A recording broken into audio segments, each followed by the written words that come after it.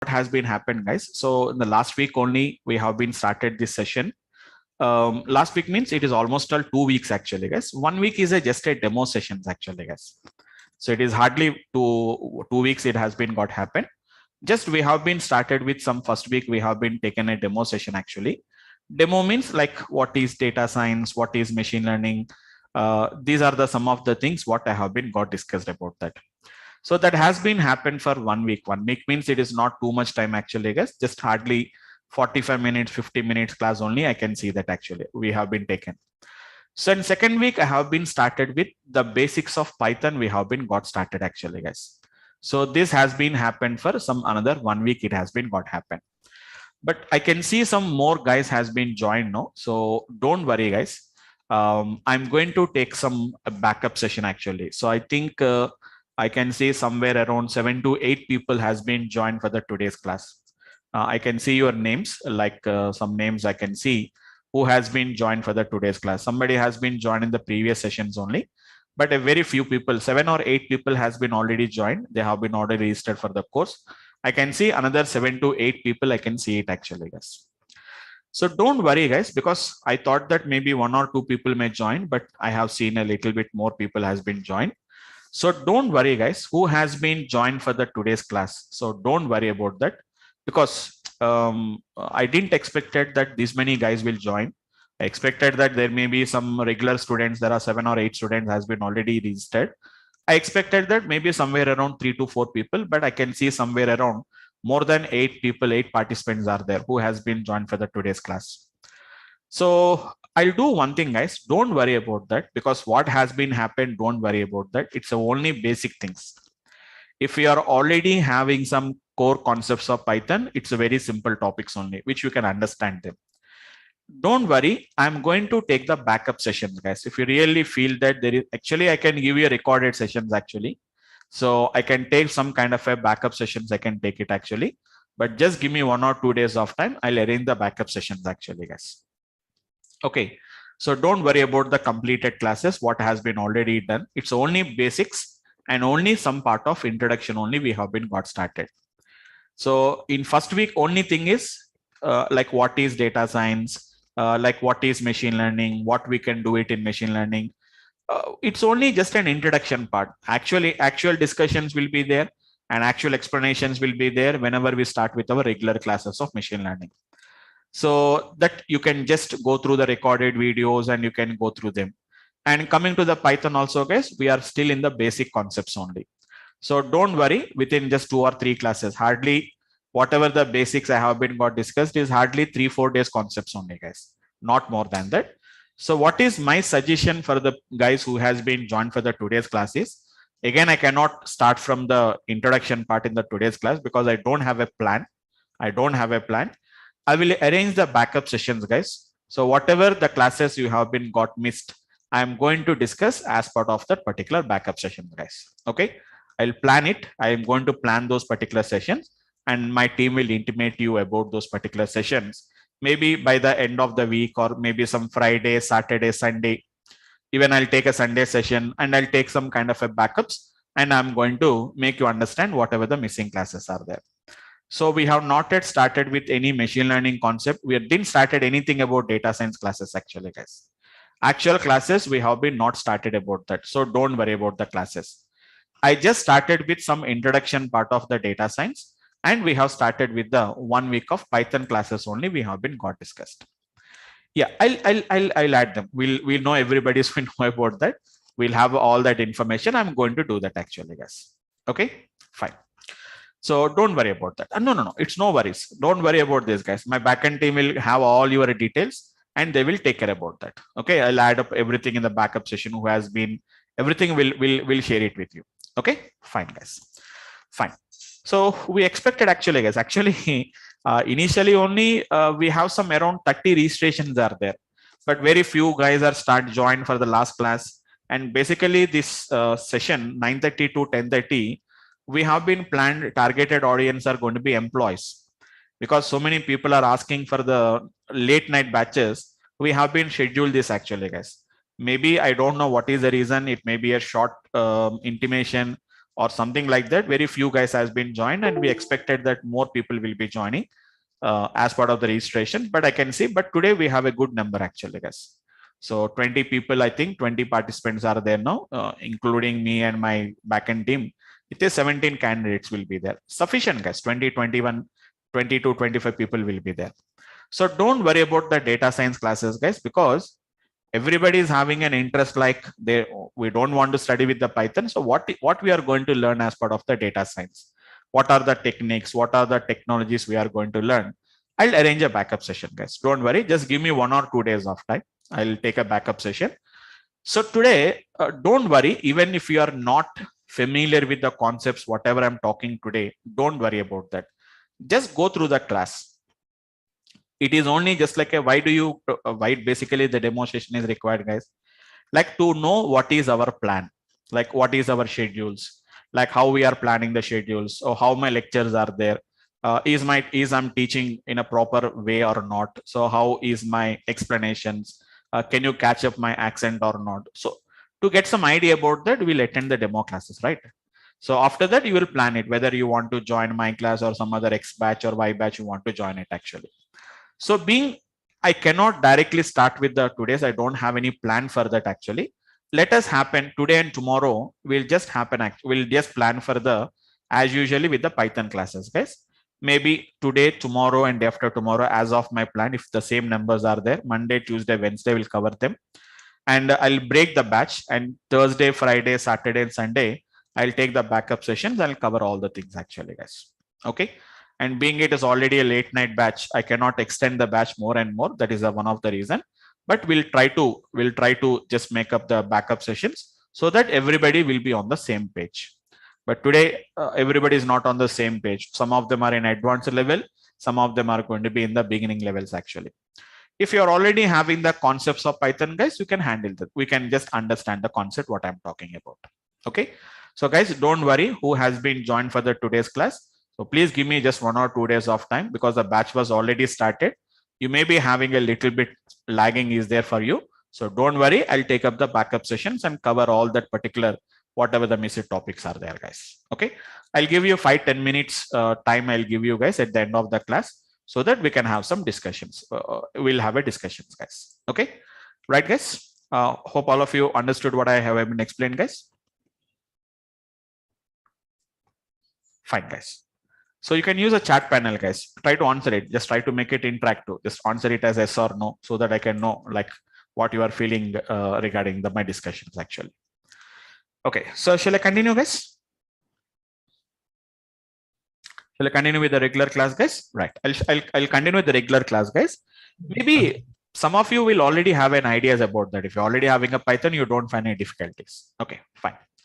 So guys, we have been started with, currently our discussion is on a Python concept, which is going to be in Python. We have something called as n sequences actually, guys. Normally, if you have an idea about a programming languages, so it's not a Python class actually, guys. We are learning Python for implementation of the data science concepts. So some little bit core Python is required, guys. 2 weeks Python is going to be required. The 2 weeks Python is only what I'm trying to discuss it here actually, guys. Okay. So in Python, we have some concept called as n sequences actually, guys. Some kind of a data structures, which are basically to store multiple values actually. Like we have something called as a list. We are having something like a tuples. We have a set objects, and we are having something called as a dictionary objects actually, guys. These are the 4 basic data structures which we use it in Python. Currently, we have started with the list concept actually, guys. What is a list actually? A list is going to be nothing but it is a collection of some which is going to be some kind of an heterogeneous elements actually. It is not just a single value actually, guys. It can store multiple elements. Those elements can be it can be of a different data types, heterogeneous. How do you create a list actually, guys? List is created just by enclosing within a square brackets. Like in other languages, you need not to write something like list, integer, float, okay, string. We need not to write it actually, guys. Simply, we are going to put some kind of a square brackets actually. Yeah, I'm discussing. I'll discussing it actually. Nice. Just I'm giving some idea about what has been happened actually. So list is going to be nothing but a collection of some heterogeneous elements what we are going to be having actually, guys. An integer, and we have a float, we can have a string, we can have a bool, etc., etc. We can have it actually, guys. So this is how do you create a list. To manage this list actually, to manage the list, what is meaning of managing of list actually, guys? We can add some elements, we can remove the elements, we can modify the elements. So we have to require some kind of a methods that are required actually, guys. So very simple, guys. I have discussed only 4 methods as of now. I discussed only 4 methods actually, guys. So if you are already having an idea about object oriented, guys, well and good. Who has already having the idea about object oriented? Even if you do not have any idea, just understand them. I'm going to discuss about those particular applications later actually, guys. So I have been got discussed about what is a method actually, guys. Method is nothing but just a function which is used to do some management or a manipulation with that list actually, guys. So for example, if X is a nothing but a list, so this is going to be nothing but a list actually, guys. I'm going to use a method associated with the list actually, which is going to be nothing but I can say X dot clear actually, guys. What is this clear is going to do? It is going to clear all the elements from the list actually, guys. There are going to be clearing all the elements from the list. The total list is going to be gets cleared actually, guys. That is nothing but what we call it as a clear method. And apart from that, I have been discussed about a method called as a count.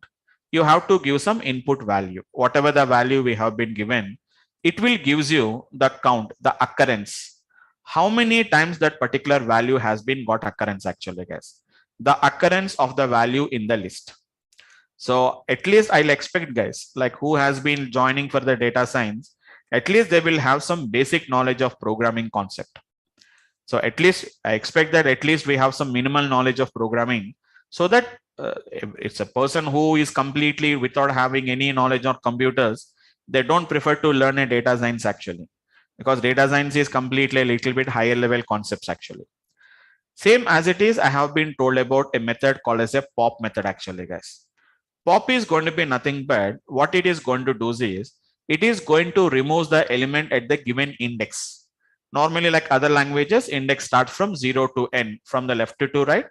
Don't worry, guys. It is also from right to left also. We can talk about them. Don't worry about that. Right to left index also we can define it actually, guys. It is indexed base. It is going to remove the element actually, guys. It removes the element at the given index actually. At the given index, it is going to removes the element actually, guys. And then we have been got discussed about X dot remove. I'll just show you once quickly. I'll show you guys. After that, you can understand the things. It is going to be value based. Removes the given value actually, guys. Given value from that particular list. If the value is available from the multiple, it's going to be available for multiple times. Only the first occurrence will be removed actually, guys.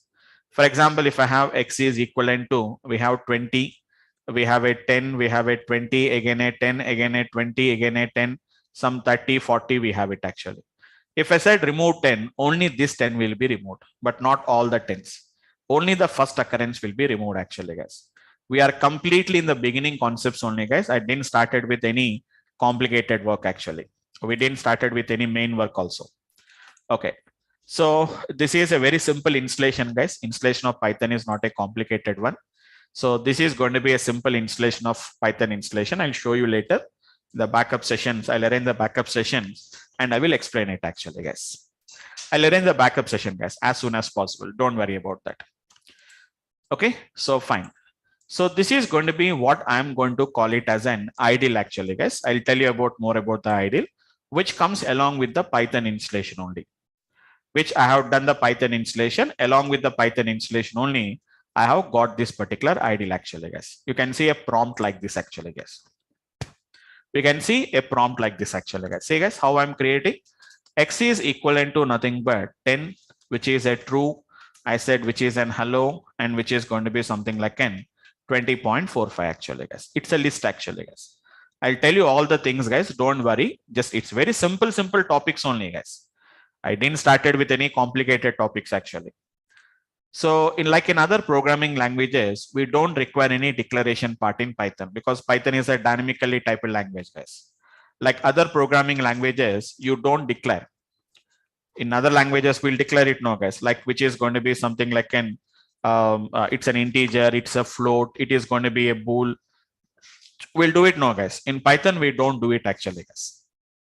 I'll tell you, guys. It's one of the feature of Python, which is going to be what we are going to call it as an. It's a Python is going to be a dynamically typed language actually, guys. Python is a dynamically typed language, which is going to be nothing but no declaration is required. No declaration is required actually, guys.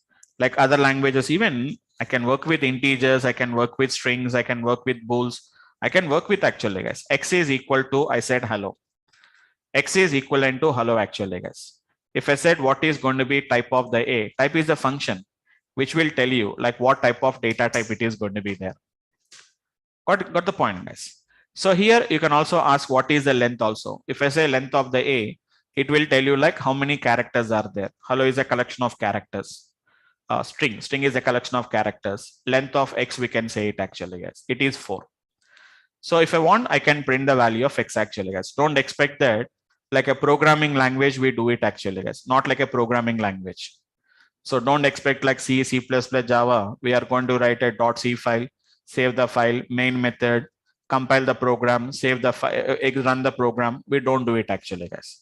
Simply it is going to be X and print X actually over. You can see it actually, guys. So if you want to remove the elements, let me count it actually, guys. How many times 10 was there? You can see the count actually, guys. It was there for 1 time. X dot count of 100, it is going to be there for 0 times. These are methods actually, guys. These are what we call it as methods. So the guys who are already having the idea about object oriented, they may know about this. Even if you do not have the idea, don't worry, guys. I'll explain. I'll take a backup session. So I'll complete of that. X dot count of 100 actually, guys. 100 is not there. So we can see the 0 value. I want to remove the elements actually, guys. X dot pop. Pop is basically based on the index based removing actually, guys. Index based means which one? 0, 1, 2, 3. Like this, we can specify that. 0, 1, 2, 3. Even we can write in reverse order actually, guys. This is -1, -2, -3, -4. It is from left to right, right to left index is there. If I said X dot pop of 2 actually, guys, the second element will be removed. Second index 0, 1, 2. Hello will be removed actually, guys. It will tell you like what value has been removed also, it is going to tell you. Don't think that it is only returning the data actually, guys. That particular 22, the element at 2 has been removed and written the value actually. So now if you can see X, you don't see the hello actually, guys. Previously, the length of the X is going to be 4. But now I can say length of the X is equal to 3 actually, guys. Why? Because you can see one element has been got removed. So pop is basically on the index. If I don't specify which value we have to remove, it automatically removes the last element actually, guys. It automatically removes the last element. X dot pop. It removes the last element actually. That is going to be what we are talking about, the pop method. Once again, I'll create it. 10, 20, 10, which is 30, 20, again at 10, 20, again at 20, 30, whatever you want, you can give it actually. No worries. Now we can say X dot, which is going to be remove. Remove is not based on the index, guys. It is completely based on the value. If I say remove of 1, you will get an error actually. Why? Because 1 was not in the list. Index pop can do that actually, but remove can't do that because remove is value based actually, guys. X dot, I said remove of, which is going to be 10. Only the first occurrence of the value will be removed. It won't remove all the 10s. 1, 2, 3 10s are there. So out of the 3 10s, 1 10 has been got removed. Now, if you want, you can count it actually, guys. X dot count of 10. we can see the result is going to be 2 is the result what we can see it actually. Okay. So something like that, we can see that. So these are the 4 methods I have been got discussed. Actually, on Saturday, very few guys has been joined. Only 3 people has been joined. And what I thought is it may be an important class. So I didn't taken the class on the Saturday. I canceled the session. But for next week, I don't do it actually, guys. Actually, some of the guys said that, sir, let us give the recording session for them. But I have been excused actually because it's an introduction classes, no? Beginning classes, if you miss the classes, you may not understand the topic. That's why this week I have been given the excuse, guys. From next week, even if the number of attendance is going to be very low, also we'll take up the class, and those recordings we can take it and we can understand the recordings actually. So on Saturday we didn't take in the class due to some less participations are there. So today we'll continue with the same class actually, guys. So totally how many methods we have been got discussed, guys? We have been learned about 4 methods. One is going to be nothing but I discussed about a clear. The second one is going to be nothing but we discussed about a count, and we discussed about a pop method, and we have been discussed about a remove method actually. Clear, pop, and remove, almost all the 3 are using for the same purpose actually. We are used for removing the element from the list. Clear will remove all the elements. Pop is going to remove at the given index. Pop will remove the element from the given index. Remove is going to be removes the first occurrence of the given value. Count is not doing any removing or adding. It is going to be completely only for counting actually, guys. So today I'll tell you about another 3 more methods. Actually, totally 11 methods are there actually, guys. List is associated with 11 methods, as I told you, except copy. Copy I'm not going to discuss now. Copy is a method. You need not to, I told you, nothing to hide from you guys. I can't hide anything from you guys, because you can see it actually, guys. Can you see X dot? When I said X dot, automatically all of them will pop up actually, guys. All of them will automatically pop ups. I don't do anything actually, guys. If you want, I can zoom in, I can show you actually, guys. So there is an append method is there. Actually, I discussed only clear. Copy, I said that I don't discuss it now. I'm not going to discuss it now. Count, I have been got discussed. Pop, remove, I have been got discussed actually, guys. Totally there are 11 methods are there. There is a one more is there actually, guys. Sort is there at the bottom. We have to scroll it down. We have to scroll it down. You can see a sort at the bottom. Totally, if you count it, guys, 11 methods will be there actually. I don't discuss the copy because copy cannot understand now itself. So remaining out of that particular remaining 10, we already covered 4. Still, we have a 6 methods are there. Slowly, I'll discuss it, guys. Now I'm going to discuss about another 3 more methods actually, guys. One is going to be append. The other one is going to be a method called as an extend. And one more is going to be what we call it as insert, guys. Totally, there are 3 methods are there. They are a little bit similar. That means they are not exactly the same, guys. They are little bit the same concept will be there. Basically, these 3 methods are basically to add the elements actually, guys. Clear, pop, and remove, what they will do, guys? They will remove the elements. They are going to remove the elements actually, guys. Whereas this append, extend, and insert, basically they are used to remove the elements actually, guys. They are going to be basically used to remove the append, extend, and insert. Basically, they are used to add the elements actually, guys. They are basically used to add the elements. So all the 3 will do the same thing, but it's a slightly difference it is going to do actually, guys. So guys who has been joined for the today's class, hope you can able to follow it actually. Even you have not joined from the beginning, they are very simple. I created a list. Now what I did is I removed the element from the list. Now I'm going to be discussing about how to add the elements to the list actually, guys. The names are very easy.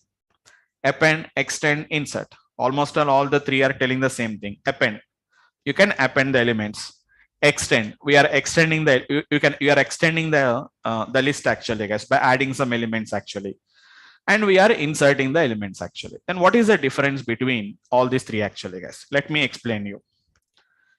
Append is going to be, because we are still in the beginning, guys, some of the points may not be gets connected to you. It will take some time. Slowly, step by step, I'll explain it actually, guys. Slowly, step by step, I'll explain it. Not at the same time. We cannot understand it actually, guys. Okay. Simple to understand. Append is going to be nothing but easy to understand it actually, guys. Append is going to be takes an input as an element. What is that append will do actually, guys? Just it is going to append the element. It is going to append the element to the end of the list actually, guys. To the end of the list actually. It is going to be appends that particular element to the end of the list. If list is already having 5 elements, the new element will be appended only at the 6. You know, already know what is append mode actually, guys. You cannot add wherever you want to add it. We cannot add wherever you want to add it actually, guys. It will be added only at the end of the existing elements only. It will be added. And one more important thing I told you guys. Most of the methods won't return anything. Like for example, talk about a clear method, guys. When you said clear, it won't return any output. Whether it is cleared, whether it is not cleared, it won't return anything to you. If you want to verify whether it is cleared or not, we have to go to the list and we have to verify that.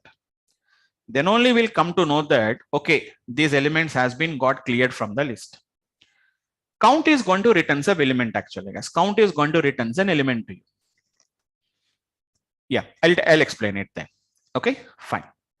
I'll explain it. So the pop and remove is going to be nothing but, if you don't mind, who is that participant name? Right, Mrudula, right?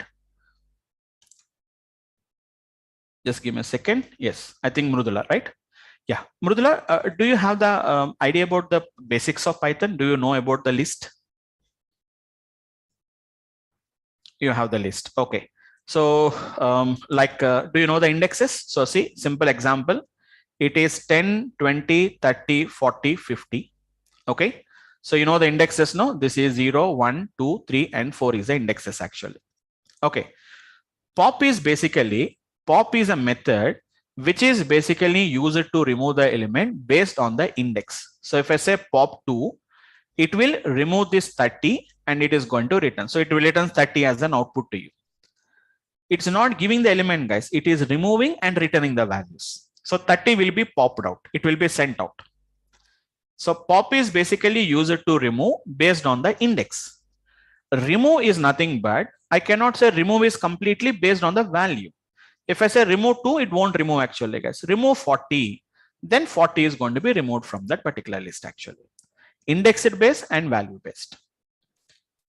Yes, it's a base. Remove is based on the value based. It's a value based. Whatever the value we have been given, the value will be removed. So your question is like, if 40 is there for multiple times, then what will happen actually? Only the first occurrence of 40 will be removed, but not all the 40s. Got it? Right? Fine. Okay. Thank you. Fine. Thank you, guys. So that is about the pop and the remove method. Okay. Appends the element to the end of the list. And coming to the returning value, count will return some value to you guys. I'll conclude all the topics, guys. I'll conclude all the topics actually. Count will return. Pop also returns actually, guys. Pop also will return you the value. Which value it has been got removed. It will return it actually, guys. But clear and remove won't return anything to you. Not only the clear and remove, guys. Even append also won't return anything, guys. No return. Extend won't return. Insert won't return. Sort won't return. Most of the methods, they don't return anything, guys. If you want to really know whether that action has been taken place or not, you ask it for appending. You ask it to append some element. So the element is appended, but it won't tell you any information. I appended, I didn't appended, it's an error, nothing it is going to tell you. If there is any problem, it will tell you that there is a problem is there. But in the case, if there is no problem, it simply sits silently, guys. The method will sit silently. They don't intimate anything to you. So I have been done, I didn't done anything. It won't tell you anything. If you want to really check out whether that action was done or not, you have to go to the list and we have to verify it actually. Yes, this is appended. This is not appended. Something like this actually, guys. So very simple technique actually, guys. Take some list actually, guys. I said X is equivalent to nothing but I said some elements. So easy to understand. I'm taking a sequence of elements, guys. Apart from that, nothing is there. So what is the length of the X? What is the type of the X? Length is 5 and type is going to be X, which is going to be class list. which is going to be nothing but it's a class list actually, guys. Now I'm appending actually, guys. X dot append. Everything is documented actually, guys. Everything is documented. See, guys, it is automatically showing you like which is going to be object. Append the object to the end of the list. If I said 60 actually, guys, it is automatically appended the 60. But see, don't expect that, sir, we'll get the string as the list as an output with that particular appended 60. No, it won't give any output, guys. If you see the output, you can see the result actually. Then only you can see the result actually, guys. It won't return anything, whether I appended, I didn't appended, nothing it will tell you. In some situations, we don't know whether it is done or not done. So we have to verify it. Really, it has been got done or not. See the difference. But type won't changes actually, guys. Type of the X is going to be still a list only. What is the length also is going to be nothing but it is going to be 6. Very clear, guys. Earlier it was 5 and now it is going to be nothing but it is going to be 6 actually, guys. That is what we can see as of this particular difference. We can find it. Got the point, guys? So it will always append only at the end of the list. You cannot append wherever you want to append it actually, guys. Sir, I want to append it to the first index, or if I want to append at the second index, that is not possible. That is not possible actually, as by using append method. If you want to do that, we have another technique is there. Again, I'm going to do the same thing actually, guys. Let us say which is going to be X dot append of, I said 70 actually, where it is appended. Don't think that it will append always alphabetically, guys. No alphabetical order it will append actually. Or it is not only in ascending order only. So like 0 is going to be appended at the beginning, 80 is appended at the last. It won't do like this actually, guys. Whether the data is sequential or random does not matter. Append is always going to append the element only at the end of the existing list, not at the beginning or not at the middle of the list actually, guys. Can you see? 0 has been appended at the last actually. The length has been increased. I think now it has been became 8. Length of the X has been became 8 actually, guys, because we had 2 elements after the 70. So 70 is appended and then 0 is appended. 2 elements we added now after 60. So it has been became 8 elements total. It has been became. If so, you can add up the elements, you can remove the elements, whatever you want, guys, you can do it actually. Okay. Now, so let me explain about this particular method called as an insert method. So maybe you understood that append method actually, guys, but some methods may be a little bit confusion for the guys who has been joined for the today's class, because you may not be having about any idea about indexes. But nowadays, guys, everybody is learning Python. Everyone is having a little bit core concepts of Python. May not be having a complete knowledge about the Python, but nowadays I can expect that whoever is learning, whether they're learning Java, .NET, etc., first of all, they're learning Python actually, guys. So I don't think so. You guys may be having some difficulty in learning Python actually, but you can, so maybe some guys may not have the complete idea about that, but still they can understand this particular concepts actually. So now I have a method called as an insert method is there actually, guys. I'm explaining insert method, not the extend method. Let me explain with the insert method. What is the insert method will do actually, guys? Insert and append is the same only. But only the thing is, insert is a method which allows you to add the element wherever you want. That means it will take 2 arguments actually, guys. One is going to be the index it will take, and it is going to be adds the element actually. What is the difference between append and insert actually, guys? Append will append only at the end. Insert is going to be at the given index actually, guys, at the given index. So what is insert is going to do actually, guys? Insert is going to insert the element which is going to be at the given index. At the given index actually, guys. For example, we have already have, for example, X is 10, 20, 30, 40, 50, for example. Now I said, let us say X equals to, guys. If I said X dot, I said insert. For example, if I say 2, 60 actually, guys. One important thing actually, guys, 2, 60 means it is 0, 1, 2, 3, 4. Now don't think that the 20 will be replaced by 60 actually, guys. It's not replacing. Here before this 2 index, that means at the second index, it is going to be inserting 60 actually, guys. You're not replacing. Then what happens? We know that actually, guys, if this becomes 2, this becomes 3, this becomes 4, this becomes 5 actually. So wherever you want to add, we can add it actually, guys. We are not replacing. You are not replacing the second index with 60 actually, guys. Before the second index, you are adding 60. That means the previous second index will become third index. Before third index is going to become the fourth index. And before the fourth index, whatever the earlier fourth index is there, now it will become the fifth index actually, guys. That is what we are going to call it as. This technique, what we are going to call it as the insert method actually. Once again, 10, 20, 30, 40, 50. Length of the x, which we can see 5 actually, guys. I said x dot, which is going to be insert of something like, can you see, guys? Everything is going to be given the help actually, guys. Insert the object before the index. If I set 2 comma, which is going to be nothing but it is 60. That means before the second index, it will insert the 60 actually. Who is the second index? We know this actually, guys. 10, 20, 30. 30 is the second index. So before the 30, the 60 is going to be appended actually, guys. Again, this is also nothing but it's a lazy fellow. So it's a lazy fellow actually, guys. It won't tell you anything what has been happened. If you want to see, you say X. You can see the data like this, guys. 10, 20. It's didn't replace the 30 actually, guys. 30, 40, 50 is there as usually. Before the 30, it has been added the 60. If I say what is the length of the X, now you can see that it has been became, which is going to be nothing but 6 actually.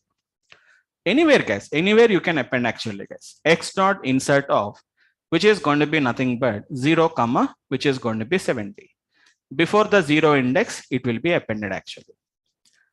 So insert will allows you to append the element wherever you want to append. Extend the insert is the append is a method which allows you to append at given at the end of the positions, end of the existing list. Insert will allows you to append or insert the given element at the whatever the index you require it actually, guys. That is the difference between the insert and the extend method, what we have to understand it. That's it actually, guys. Slowly, guys, slowly if you do the practice, slowly if you do the practice, guys, you can understand the techniques actually. Very simple concepts. Python is not a complicated work to understand. It's a very simple actions, a simple concepts only, which we can work in a easiest way we can understand it actually. Very easiest way we can understand it actually, guys. Really, we don't require to work more about this particular concepts actually, guys. A very simple techniques which very slowly you have to understand it, guys. Slowly if you start working with them, that's why in initial classes also I don't take too much time actually, guys. Hardly 45 minutes, 50 minutes, maximum 1 hour will take the session actually, because all these are going to be some kind of a beginning topics actually, guys. They are going to be a kind of a beginning topics actually. That is the reason why generally what we are going to do is, which is going to be a very simple applications only, we are going to be gets working with them. Okay. So that is an ideas of how we are going to be gets working with the insert method. Now there is a something called as an extend method is there actually, guys. A little bit complicated to understand. Little bit complicated means I can explain in a different way, but the concept is slightly different actually, guys. The concept is going to be slightly different actually, but try to understand in an easy way. Later I'll connect the things actually. Guys. In an easy way to understand, observe the trick actually, guys. For example, easy to understand. Let me take 10, 20, 30, 40 actually, guys. You can see what is X actually. I'll connect the things actually, guys. X dot append of, I said, which is going to be 50, 60 actually, guys. Observe carefully, guys. I'm not appending a single element. I'm appending 50, 60 actually, guys. When I'm appending a 50, 60, so you may expect that, sir, I'm adding 2 elements actually. So 50 is 1 element, 60 is 1 element. No, guys. 50 and 60, both of them has been appended as a 1 element only. It is going to be appended as a 1 element actually, guys. Sorry, guys. It may be X dot append of. Yeah. X dot append of, I said, which is 50, 60 actually. Let me append it actually, guys. Once if you see the X, previously X is containing only 4 elements, guys. Now I added 2 elements actually, but 2 elements has been not added individually, guys. 50, 60 is combined added as a one element only. So if you see what is the length of the X, it won't show you 6 actually, guys. It will show you as a 5. How it is possible? This is how it has been appended actually, guys. This is how it has been got appended. So don't worry about that. Don't worry about that. Sir, you said that list is a collection of only values. No, list is not a only collection of values. I'll tell you guys, collection of objects. List is actually collection of objects actually, guys. So the guys who has been already joined earlier, you got a little bit idea about object. But some guys who has been joined today, they may not have the idea. You may not have the idea about objects, but don't worry. But keep in mind, like whenever we are appending a list of values like that, they will not be added as individual values, guys. They will be added again as a list. Actually, this is nothing but a list of list actually, guys. A list inside a list. This is list actually, guys. If I, for example, if I said x of -1, you are not going to get the last element actually as 60. We will get the result as 50, 60 actually, guys. That means you are totally getting like a list only. We are going to be getting the output. That is x of -1. That is nothing but x of -1. Don't worry, guys. I'll share you those particular details and all these things. So once again, I'm showing you guys x dot. If I said pop, the last element will be removed. Last element means not 60, guys. 50, 60 is going to be one element actually. Now see the difference, guys. When I said x dot extend actually, guys, why you don't understand this concept? Because it is see the difference clearly, guys. When I said insert and append, whenever I said append, the input is an object. Whenever I said x dot insert, that also is going to be nothing but it is an object. But whenever I said it is an extend, it is going to be nothing but what we are going to call it as iterables. What is iterable? For the timing, leave it, guys. I'll again come back and explain. I told you no. I'll connect all the things one after the another. Will connect the things because all at a time you cannot understand it actually, guys. That is going to be what I call it as an x dot extend actually.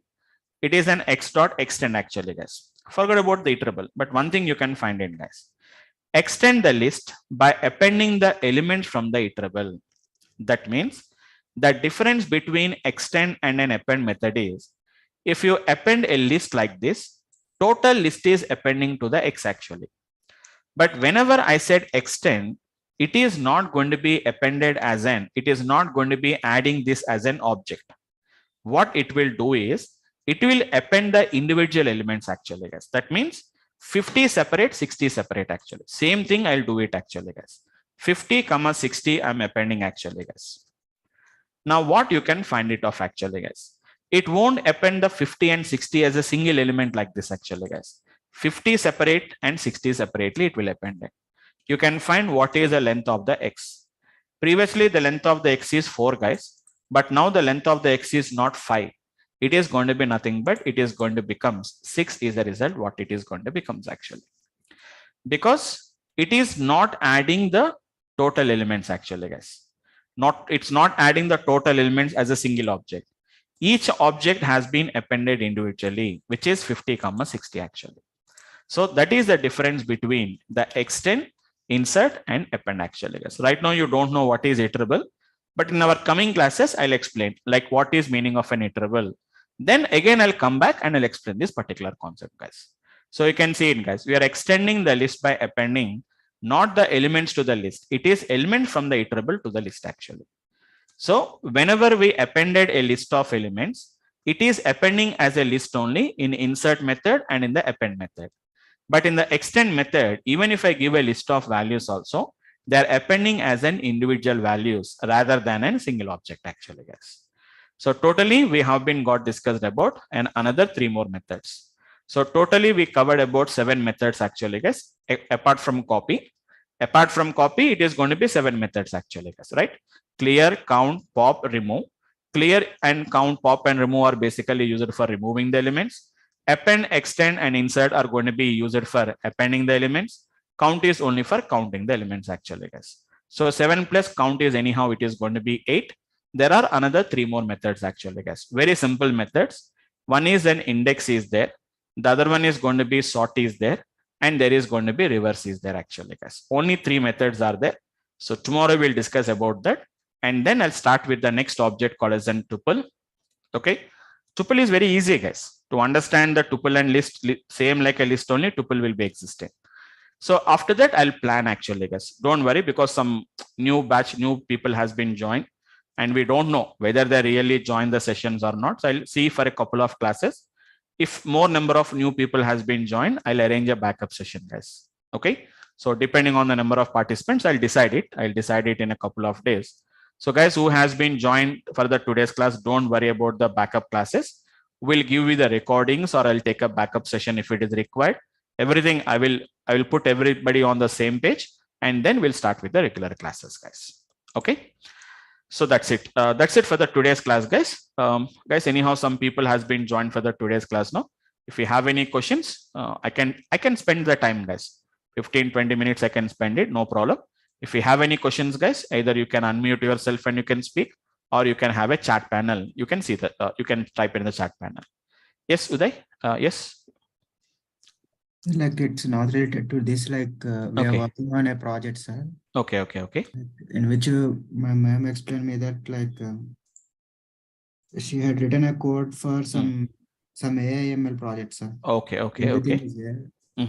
What difficulty we are facing is we are unable to upload it into the client's systems. Or like it is basically a US and UK based company. Okay. Yeah, it's working perfectly in our systems, but we are unable to connect to the client. We even tried like by using VPN, sir. Okay. We are unable. Like where might be the issue? Unless and until I can't see the code and all these things, I can't say it. No, like what libraries you are using, what type of VPN connections you are using, where you are trying to shift that particular data.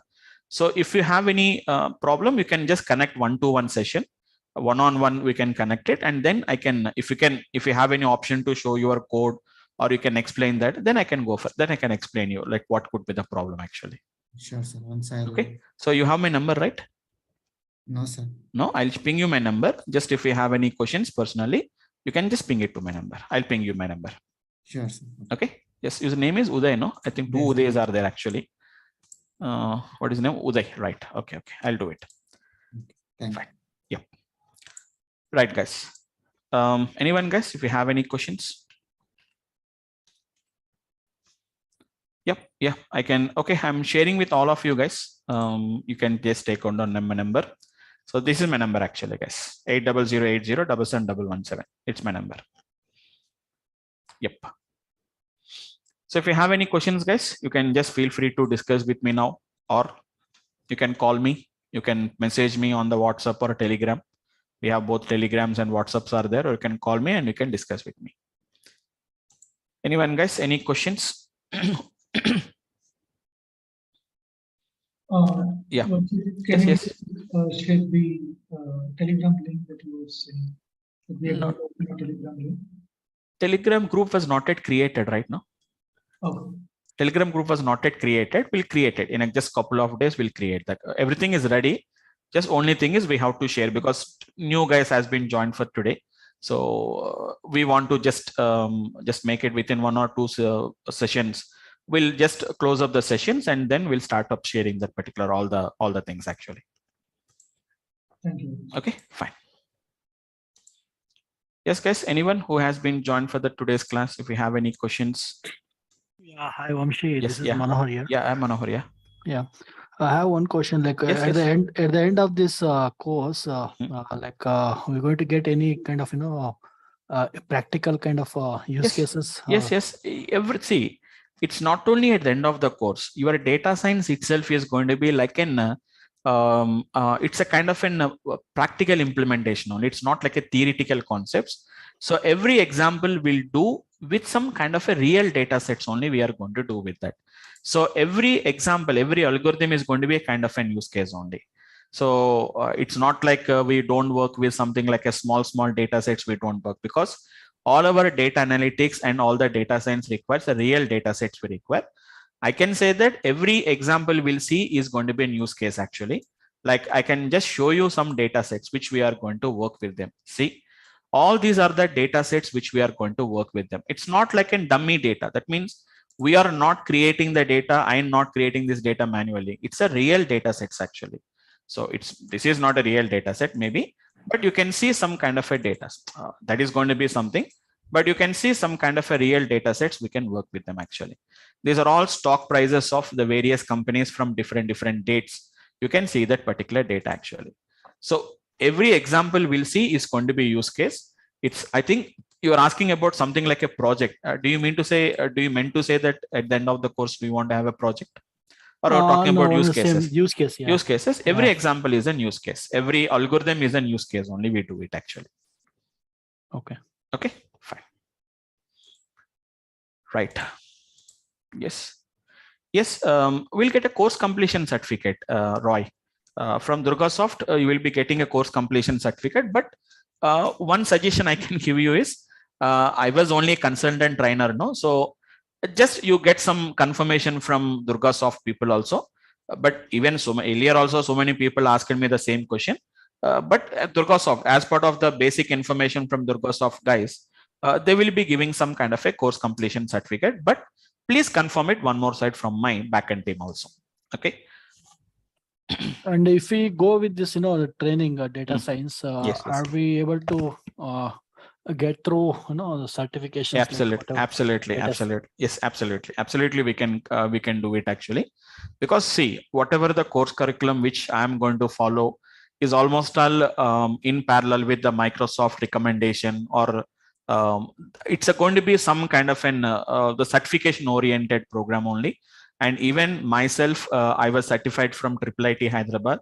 So like whatever the course curriculum they design, whatever the course curriculum with parallel to the Microsoft or any like any other certification program like AWS or Amazon, we have it actually, guys. We have from different certifications. So in parallel with those programs only, my course curriculum is also going to be gets designed. So if you want the two things, either you can for an interview perspective or a job oriented like an interview perspective, as well as even if you want to clear anything like an which is going to be certification programs, you can also clear that particular certification programs. Okay. Yeah. Okay, fine. Right, guys. Any more, guys? Okay. So we'll do one thing, guys. Thanks for attending the session for today. It's a little bit late night class. So everybody is going to be get tired after your work and all these things, but spare some time, guys, and spend some time.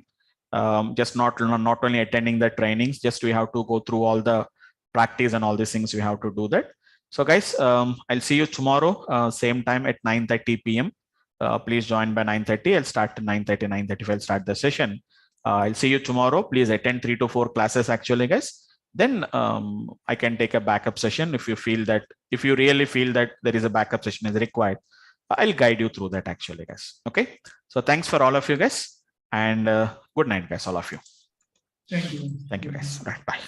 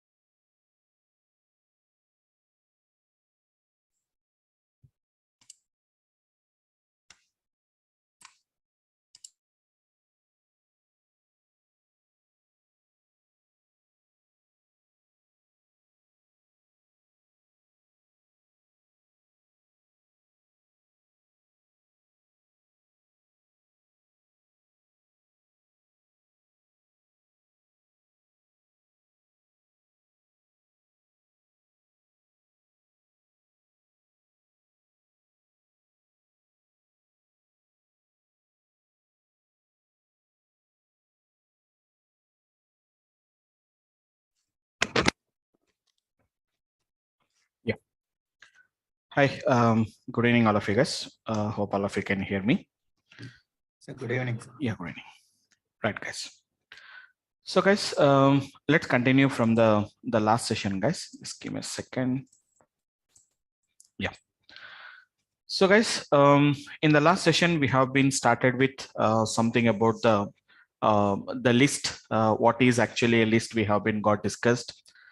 List is going to be nothing but it's going to be what we are going to call it as an immutable object. What we are going to call it as actually, guys. Okay. So list is going to be a kind of an mutable object. Just give me a second, guys. Just a minute once. Guys, anyone has been joined for the today's class? Today is your first class. Is anyone is there, guys? I think I can see some names. Yes, Syed. I think today I will join the first class, right? Yeah. Okay, okay. Have you attended any workshops of mine? Not yet. This is Not yet. first one. First person. Okay, okay. Any others, guys? Chirag Shah, I think I can see some name, Venkat. So that I can just tell you guys like what has been happened. I can just tell you about that. Hi Vamsi, this Yes, is sir. Venkat. I have been attending your classes from the beginning. Okay, okay, fine. Okay. Oh, Venkat means we have Venkat from Optum. Venkat from okay. From US. Okay, from US, right? Okay, Yeah. fine. Yeah. Okay. Fine, guys. Okay. So, guys, if anybody has been joined for the today's class, just let me explain, guys. We have just started a couple of weeks before. Just a part of introduction was happened, and it's an only introduction part only. As I already told you that I'm going to take a backup session for the people who has been joined lately, because more number of people has been got joined lately. So I'll take a backup session. And apart from that, I started with the basics of Python only, guys. So if you really already have an idea about Python, you can understand it, but no worries. Just we can understand the things, guys, because Python is a very easy and simple language to learn. Don't worry about the whatever the classes you have been got missed. So either you will be getting a recorded videos or I'll take up a backup session depending on your requirement, guys. Okay, fine. So guys, we have been started with something called as a list, which is going to be what we discussed about is list is nothing but a mutable object actually, guys. What is this term called as a mutable? Mutable is nothing but what we are going to call it as an which can be modified, which we can modify actually, guys. So today we created a list. We can add up some elements. What is first of all list actually, guys? A mutable object, which is going to be contains a collection of some kind of an, it is going to be some kind of an heterogeneous values actually, guys. It is going to be heterogeneous data or heterogeneous elements, what we can say about that. So how to create a list also we have been got discussed. So repeating almost all from 3-4 days, we are repeating all the basics. So list is created just by enclosing the values within the square brackets actually, guys, and which can be modified. We can add the elements, we can remove the elements, whatever you want, we can do it actually. And we are currently discussing about what are the methods associated with the list actually, guys. Method is nothing but it's a kind of a function which is associated only with that particular object. It's a concept of object-oriented programming, guys. So the methods are going to be, I told you some methods, like some of the methods which are used to remove the elements actually, guys. Once again, quickly, clear. Yesterday we have already discussed about that, remove, and it is going to be pop actually, guys. So clear will remove all the elements, remove will remove only the required value, and that too only the first occurrence only. Pop is basically based on the index actually. If you want to add the elements actually, guys, yesterday we discussed about 3 methods we have been got discussed. One is going to be, we have been seen about the append method. And apart from that, we have been seen about the insert, and we have been seen about an extend method actually, guys. Append and insert is almost all the similar with a slight difference actually, guys. The difference is append will add the elements only at the last. Insert is going to be at the required index. Before the index, we can add up them actually. I told you the difference between extend and the append method. Slightly difference actually, guys. Extend is basically used to append individual elements, whereas the append is going to be appends, which is going to be all the elements at a time actually. Slowly we'll study. We already studied about those particular applications.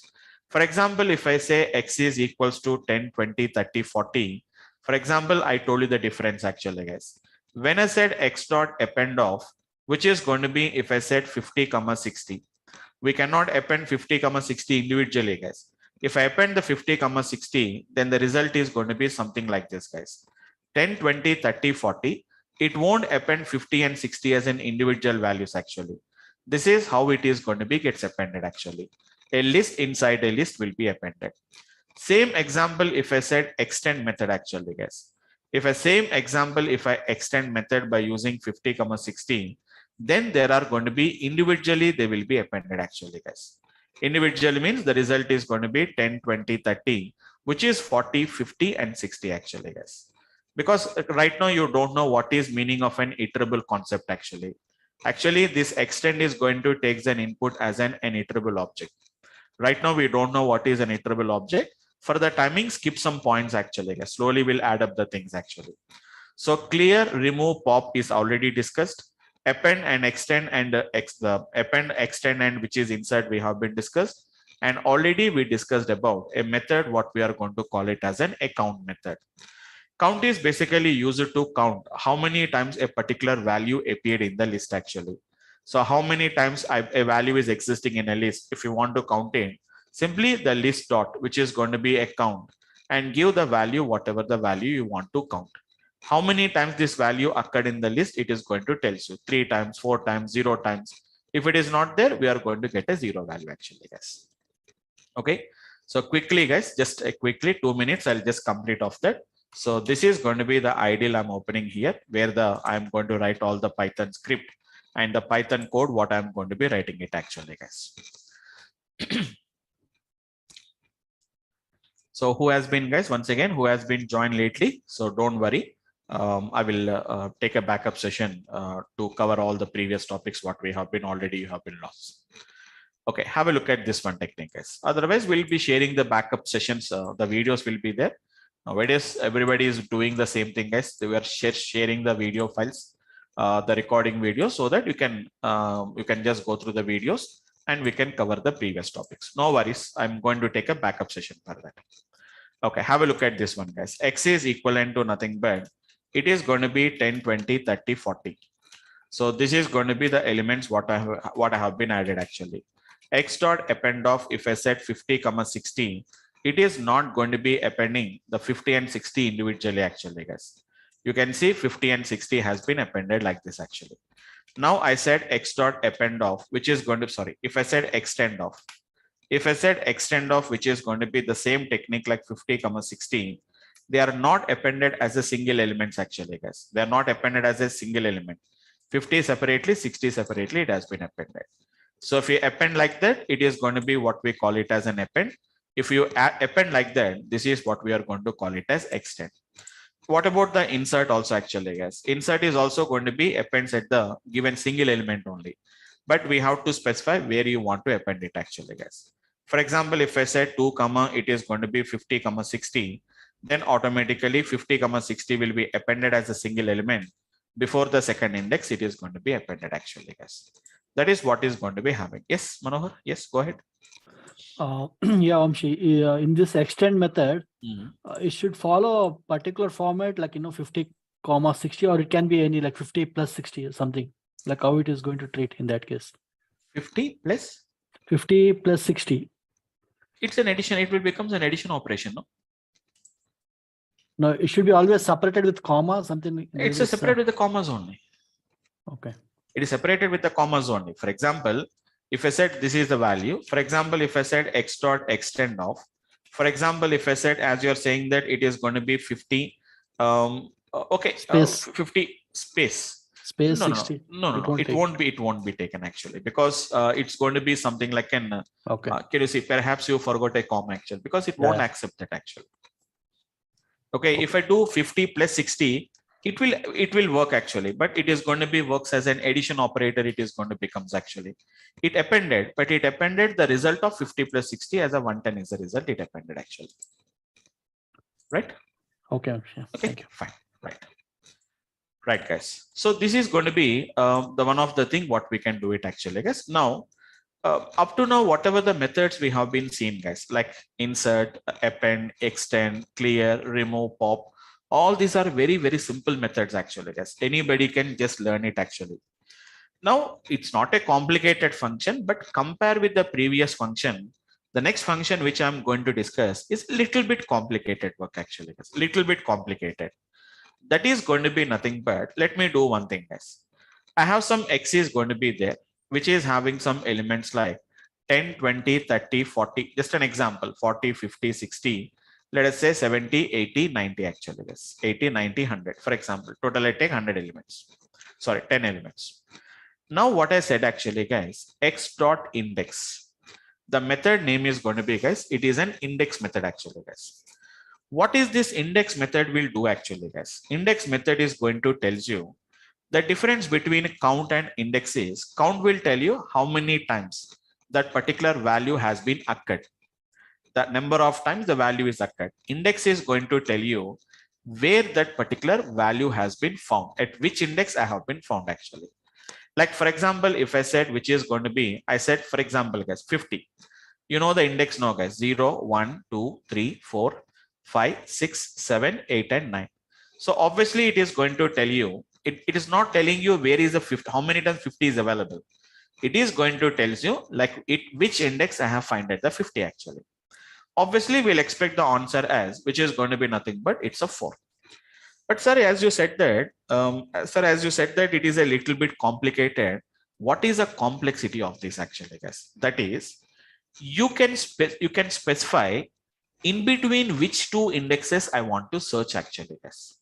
By default, if I don't specify, it will try to search directly starting the searching from 0 and goes up to the last actually. One more thing is, it will only tell you about the first occurrence only. Even 50 is there for one more time.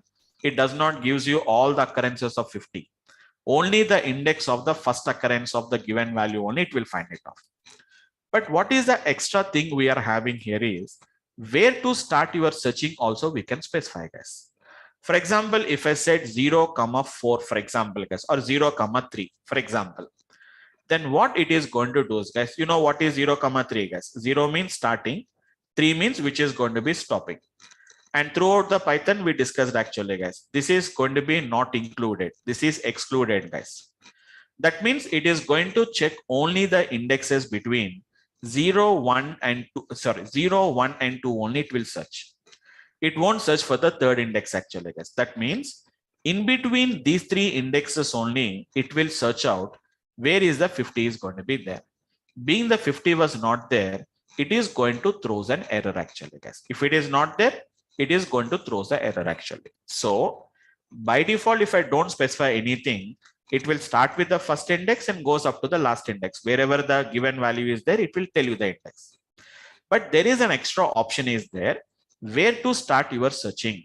For example, if I say actually the 50 is there at the fourth index actually, guys. For example, if I say I want to start searching from fifth index actually. So it will start searching from the fifth index, it will find out. Do you find the 50 in the next elements? No, you will get an error actually.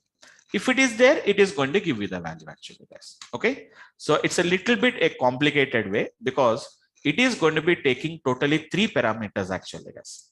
It's taking 3 parameters. It is taking it actually, guys. Up to now, we have been seen. Clear does not take any parameters, guys. No arguments, it will take it. Remove and pop is going to take one argument actually, guys. Remove will take one argument. Pop also will take only one argument only. Next one. Append is also going to take one argument only. And insert is going to take 2 arguments actually, guys. Index and the object. And even the extend is also going to be tells you takes only one argument only. It will take it, which is an iterable objective. But whenever we talk about the count also returns takes only one input only, which is nothing but a value it is taking. But see the index actually, guys. Index will take 3 arguments, guys. Value, whatever the value you want to return, whatever the value you want to search. Return the first index of the given value. Wherever it finds the index, it is going to tell you actually, guys. Starting is going to be 0. See the stopping actually, guys. A very, very, very, very large number actually, guys. A very large number. If I don't specify, it will start with 0 and goes up to the last element. Almost a very huge number it is taking it actually, guys. Now let us talk about x dot index of I want to search for 40 actually, guys. Where is the 40 is there in between 0 to the last element? It will start with 0 and goes up to the last element.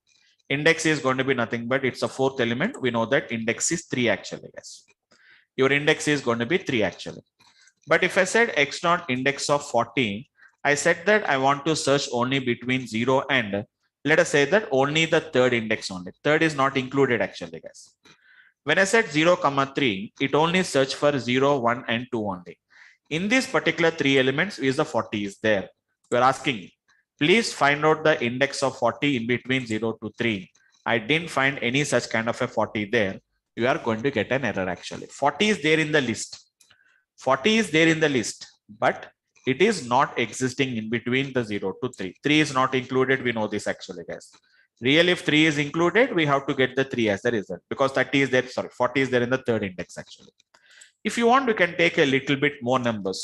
Let us say this actually, guys. Let us just an example. X is equivalent to nothing but 20, 34, 12, 45, 67, 25. And it is a 10 and it is a 2 and it is a 3. Let us say 40 and let us say 96 and let us say 72. Some random numbers only I'm going to be taking it actually, guys. I'm taking some kind of a random numbers only. I have been got taken actually. Let us say something like an 78 or something like a 75 or 74 I have been got taken. Just an example I'm talking about that. I know that in that the least value is 2, guys. Let us say that the least marks, let us say these are the marks of the students, guys. Sorry. These are the marks of the students. Now I know that least value is going to be 2 and the highest value is going to be 96 actually, guys. Highest value is 96, isn't it? Now I want to know which index has got the least value 2 and which index has got the highest value, which is going to be 96 actually, guys.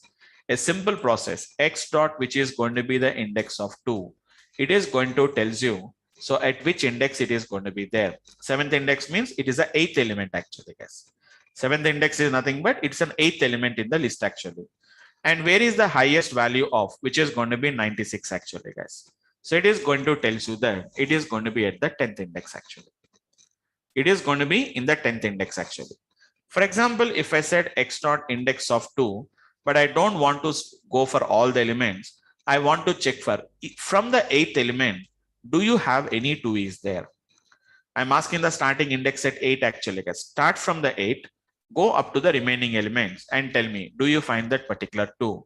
No, I didn't find that particular 2 in the list. I said x dot append of 2 actually, guys. You can append the elements now, guys. Now there is 2 is there for second time actually, guys. Now you ask x dot index of 8, 2, 8. So this is 0, 1, 2, 3, 4, 5, 6, 7, 8, guys. It will start from here and it tries to find out where is the 2 is there, guys. So 2 was found in the last index actually. So I don't know how many elements are there, but if you count it, 1, 2, 3, 4, 5, 6, 7, 8, 9, 10, 11, 12, 13, 14, 15, 16, 17, guys. So it is going to be there at the 17th element, which is going to be the index is going to be nothing but 16 is the index actually, guys. Index is going to be same as it is, guys. I'm not saying that start from the 8th index, count it like 0, 1, 2, 3. I'm not counting it actually, guys. Counting is from 0 only, but I'm starting searching from the 8th index actually. Start from the 8th index. Do you find any occurrence of 2? Yes, I find that the occurrence of 2 here, which is going to be nothing but the 16th index actually, guys. For example, if I do the same thing by writing x dot index of 2 comma, which is going to be, I said 8 comma 15 actually, guys. 8 comma 15 means we know that in between 8 and 15th index only it will find it off actually, guys. I know that this is 8. 15 means 15 is not included, guys. 8, 9, 10, 11, 12, 13, 14. Only in these particular 6 or 7 elements only, it is going to check for the 2 actually, but 2 was not there. Then obviously we are going to be getting an error actually, guys. So x dot index will work with a single argument. It can work with a single argument, guys, as well as even it can work with 2 arguments. I think you may be having a little bit idea about this, guys. No worries. In Python, we are having a discussion of functions concept. When I discuss about the functions concept, then I'm going to discuss completely about this arguments concept once again. It works with 2 arguments as well as it can even works with which is going to be 3 arguments also. It is going to works actually, guys. We can also write the third argument like 16. No, so I'll write it as a 17 actually, guys. Execute, it is going to work. But beyond that, if you give, you will get an error actually, guys. Hope all of you have an idea about that. While you are calling the functions, how many arguments we have been got defined? Only that many arguments only we have to use it. Anyhow, as part of our course curriculum, we are, as part of the Python discussions, we are already having a discussion about the functions concept, guys. We look into the functions concept more and more. We are going to look into them, guys. We look into the more into the functions concept. Okay. So we have a discussion. If I want to find the value before index 8, I should use the negative indexing, or is there any other way to mention it? You want to check for? I want to find a value before index 8, for example, between 1 to 8, let's say. Okay, then you have to specify that actually. Okay, there is a technique is there. X dot index is there. No, it's not negative index. Okay. Actually, negative index means nothing but it will start only from the right hand side index only. See, if I say negative index, for example, if I said negative index of, for example, x dot index of 2 comma minus 4, in that case, what it will do is minus 4 means minus 1, minus 2, minus 3, minus 4. It will start checking from here only. Right. Okay, so then the result is going to be obviously 2 is at the last only, which is going to be obviously we'll get the 16 is the result as usual. Okay. Okay, that does not matter about that. It is going to be, for example, if you want to search before the 8 means, then you say that it is 2 comma 0 comma 8. So before the 8 only, it is going to search for the index actually. Okay. Yeah. Then you are going to be getting 7 because it is there at the 7th index. Before the 8 only, I want to check it out actually. Or if you want to make it complex later, that means in the coming applications, we'll put it in a loops, we'll write some if conditions, and then you can write an applications actually. In case if we give a range between 0 to 8. No, it won't work like that. It's an arguments are completely, these functions, these methods scope is very limited only. Whatever they define, they have to work like that only. Okay. If you want to do that, there is another techniques are there. That means, see, in that cases, what we are going to do is, first we are going to do some kind of a slicing like this actually. Okay, this is a concept of slicing concept. We are going to do that. This is actually a list only. Then you can find it off. For example, x of 0 is to 8 within this particular range dot, I can say the index of 2 actually. Now, what is an output will come actually? X of 0 is to 8 is going to be one list. So how many elements are there? 1, 2, 3, 4, 5, 6, 7, 8 we are going to be getting. That is, we are getting 8 elements. Then obviously the index is going to be nothing but 7 will be the result. For example, if I said 8 is 2, maybe if you have already attended slicing concept. So what is meaning of 8 is 2 actually? 8 is 2 means starting from the 8th element, remaining elements will come actually. So in this case, if I said which is going to be dot index of 2, now it is going to be with respect to 2. That means this index will be taken as 0 now. 0, 1, 2, 3, 4, 5, 6, 7, it will become 8th index, it will become actually. So we have to use some combinations and we have to work with the applications actually. Yeah, sure. My question is like, if you have a duplicate, number like 2, right? If you have 2 occurrence, so I'm going to get 2 indexes at which place is actually No, first one index only will come. Only first index, right? Only first index only. That's why, see, here also we have the second index is there. 2 is there for 2 times, right? Correct. When I said x dot index of 2, it always starts with the 0 index and find out the first occurrence is going to be here, which is going to be at the 7th index.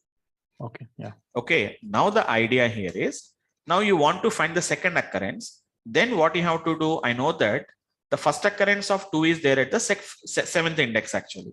Then I'll start from the 8th index. I'm going to start with that.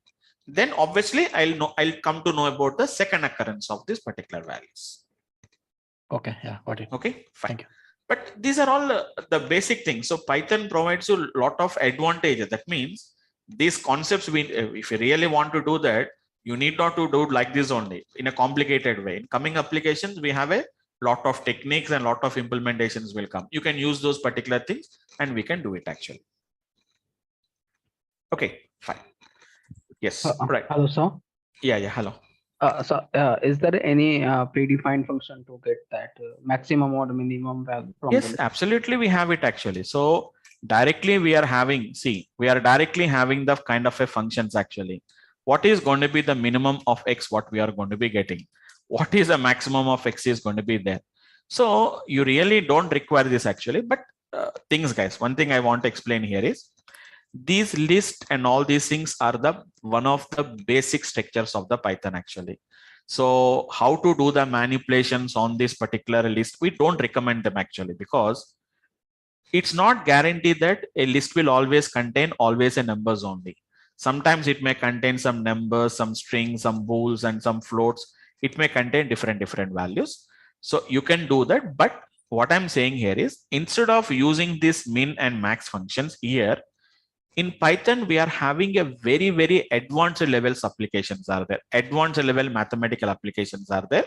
Whenever we go there, we can do that kind of an applications. For the timing, what is a list? How to handle the list by using that particular methods. That's it actually, guys. Don't try to do any manipulations with the list, like what is clear, what is remove, what is a pop, how to append the elements, how to go for this particular extend. All these are ideas only to make you understand how to use the methods actually, guys. Actually, we are using some, I'm explaining some methods actually, guys. Out of that, I may use only 2 or 3 methods only I'm going to use. Maximum, guys. I'll use append method or extend method. Only these two I'm going to use mostly. Remaining, I don't use at all. But why we are discussing here is, this is my first object I'm explaining. So I have to explain each and every method that is associated with that. Whether there are used or not used, that we discuss it later about that. Being it's my first example of an whatever the object in Python, remaining objects, they don't have it actually, guys. This is the first object I'm discussing about that. That is the reason why I'm explaining all that kind of a methods actually. But you will understand why we are learning.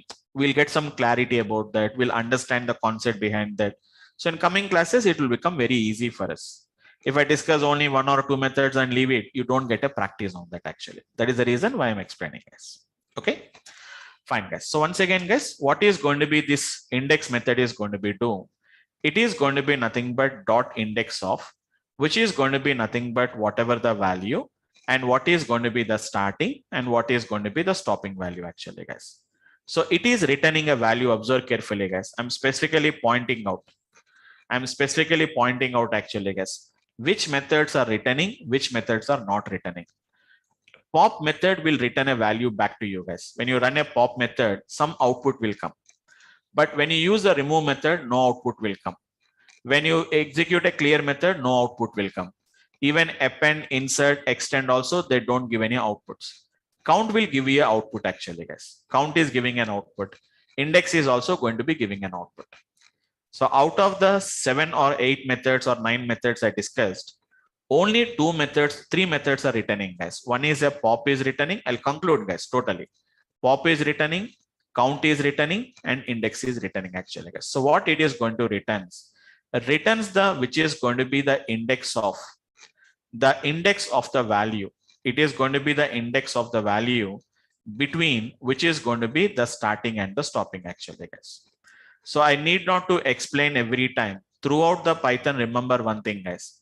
Wherever I'm using start and stop, start is always, it is included, it is inclusive, and whereas the stop is going to be always, it is an exclusive. So whenever I said which is going to be 2, 8, meaning that is start from 2 and stop before the 8. Throughout the Python, the concept is the same. It does not change us from one application to another application. Throughout the Python, it is going to remain the same only, guys. So given value, whatever the given value index is there, it will try to find out. But that too, the first occurrence only, guys. For example, same value is available for multiple times. It won't return the indexes of all the values. Count is not like that. For example, count is there. If the given value was not found, it is going to return 0. If the given value was not found, it throws an error actually. It throws an error actually, guys. The value was not found. I'm going to raise as an error actually, guys. Okay. So this is going to be the next method what I can talk about. A little bit complicated compared with the other methods actually, guys. Now there are 2 methods are there which are going to be a very simple methods actually, guys. One is going to be nothing but a method what we are going to call it as an reverse. It's a very simple method actually, guys. The name itself is saying that what is reverse will do. All the elements inside the list will be just simply reversed actually, guys. It will be very simply reversed. No, it's not sorting order actually, guys. It's not any sorting order, left it ascending to descending or descending order, ascending order. It won't do it actually, guys. For example, I have a list is there. Some X is having a list like something like 2, 6, 18, 24, for example, 12. Okay, something like 6 and something like a 4, we have the elements, guys. Now, if I said what is going to be x dot reverse, simply if I said x dot reverse, you know what it is going to do actually, guys. Internally, it won't take any arguments, guys. No inputs, it will take it. Internally, all the data is going to be reversed actually, guys. 4, 6, 12, 24, 18, and 6 and 2 actually, guys. But reverse also does not return anything, guys. Internally, the elements will be sorted. So not sorted, it will be reversed. But the outcome, if you want to see whether the elements are reversed or not, we have to print that particular value of x. Reverse does not return anything. Internally, it happens like this actually, guys. But if you want to see whether it is reversed or not, you have to print the value of x actually, guys. It's a little bit confusion to most of you guys. I'm saying that they don't return, they will return because it is internally getting affected actually, guys. It's internally getting affected. Output, we don't see anything. That means when I write the x dot reverse, don't expect that directly we'll get the output like this, guys. Internally, this happens. Nothing output will come. Whether it is really reversed or didn't reverse, nobody knows about that. If you want to see whether the reverse was done or not done, then we have to print the value of x actually, guys. Anyhow, the guys who has been already attended the previous classes, we already see about the slicing concept actually, guys. Sir, if I want to reverse these elements, I can do something like x of is to minus 1 actually, guys. Don't worry, guys, who has been joined recently. So previous classes, we know that. So who has been joined earlier? You know what is the meaning of x of is to minus 1 actually, guys? What is meaning of x of is to minus 1? The elements, it is going to read from the reverse order by taking a step of minus 1. What is the difference between this one and this one is, guys? Whenever I said x of is to minus 1, the elements are going to be read in the reverse order and the output is going to be displayed on the screen. Your output is going to be displayed on the screen actually, guys. But your actual x is not getting affected. If you print the x value, it is as usually print this value only, guys, but not this value actually. So this is only, we are just reading the data in the reverse order, but your actual x is not getting affected. But x dot reverse is what it is doing. It is not just only returning the output. It's not just only reversing the elements, guys. Whatever the order, whatever the element that has been reversed, that will be again assigned back to the x. That means the effect is on the x variable, guys, but not just like a slicing concept actually. Slicing means nothing but it only just displays the output on the screen, but your actual array or the actual list is not going to be gets affected actually, guys. Okay, so just if you want to see the elements, I can just show you guys. X is equivalent to nothing but 4, 10, let us say 12, 8, for example, 15 and some 24 and something like 20, guys. Just an example, not too many elements, guys. I can slice it like this actually, guys. Hope you remembered, guys. What do you mean to say x of is to minus 1 means? Just it is going to read the elements in the reverse order actually, guys. You can see 20, 24, 15, 8, 12, 4, 10, and it is going to be 4. But what is this doing actually, guys? It is only reading the elements in the reverse order and it is displaying on the screen. But your actual x is not affected. Your actual x will be as usually the same old elements only, guys, whatever I have given. It has just reading the data in the reverse order. But your actual x is not getting affected. X will be remaining as same data only, guys. Hope you understood the trick actually, guys. Okay. Or in another way, if I want to explain this, I can explain in another way actually, guys. In a programming language, we have I equals to 10. When I said print the value of I plus 10, you know what will be the result actually, guys. I is 10. 10 plus 10 is going to be 20 only. But your actual I is not affected, guys. Again, if you say print the value of I, you know that it will be printing the result as 10 only. So this addition of 10 was done only for printing purpose, but your actual I was not affected actually. Sir, I want to affect that particular I want to preserve that addition. Then you know what you have to do it actually, guys. I is equivalent to 10. You say I equals to I plus 10 and then print the value of I. Then we know that the 20 will be printed actually. So the addition we are preserving back to the I actually, guys. So this is nothing but just like this concept only, guys. Because we are just reading the elements in the reverse order and just displaying on the screen. Your actual X will not be affected. X dot reverse is nothing but what you are trying to do, guys. Whatever the result we have got, you are again assigning this result back to the X itself actually, guys. So that is the meaning of this particular method called as the reverse. So once if you do the reverse actually, guys, it will be directly affected on the list actually. X dot reverse. See the difference actually, guys. X dot which is going to be reverse. It won't take any arguments, guys. And you can see very clearly reverse in place. What is meaning of in place means in the place of the previous value of X, the new value will come actually, guys. It will reverse the elements and that value will be replaced as the previous value of the X in the place of the particular X actually, guys. But outcome, we don't get it any output actually, guys. We don't get any output at all. No output will come, guys. Clearly we can see there is nothing output is coming actually, guys. Now, if you want to see whether really X is reversed or not, you can just write which is going to be X actually, guys. Can you see, guys? X has been completely modified. Just the elements has been reversed. So a lot of difference is there between X of is to -1. It is going to be just reversing the elements and displaying on the screen. But the actual X is not getting affected. But if I said something called as an X dot reverse, now you can see that the complete elements has been got reversed actually, guys. So that is the difference between, slightly confusions will be there, guys. In the beginning, there is a little bit confusion, but over the time period, everything will be gets rectified actually, guys. This is what we are going to call it as. Yes, we can write it, but in Python, there is a small issue is there actually, guys. It's a small issue actually. I think Roy, hope you already discussed about that. Like I think I remember that you are joining from the beginning. You already joined in the earlier classes also. So X is equivalent to 10. So here you know that this X is called as an variable or an object. What do you call this X actually? Will you call it as an object or will you call it as an variable or an object? What do you call it as?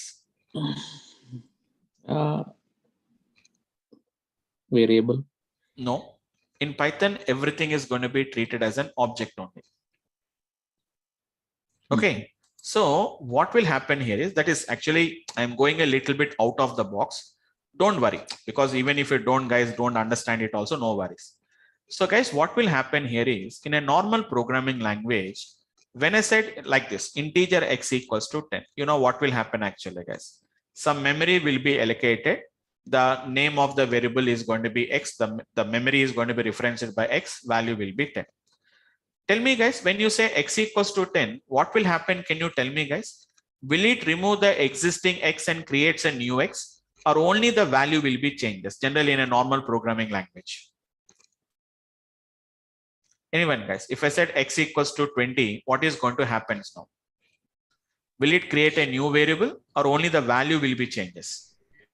Only the value will be changed. Only value will be the changes. Old object got Obviously. deleted. It will be there only. That means we know that the declaration is done only for one time. So memory allocation is done only for one time only. Your existing X will not be removed. Your existing X will be there as it is. Only the value will be changes to 20. But coming to the Python, X is equivalent to 10. Here X is an object actually, guys. X is an object actually, guys. So it is going to be referencing to some memory which is containing 10. When I said X is equivalent to 20 in an object-oriented programming, what it will do, guys? It will destroy this one and again creates a new one actually. What the point, guys? Just I'm telling about an idea, just for an idea purpose, I'm telling about that.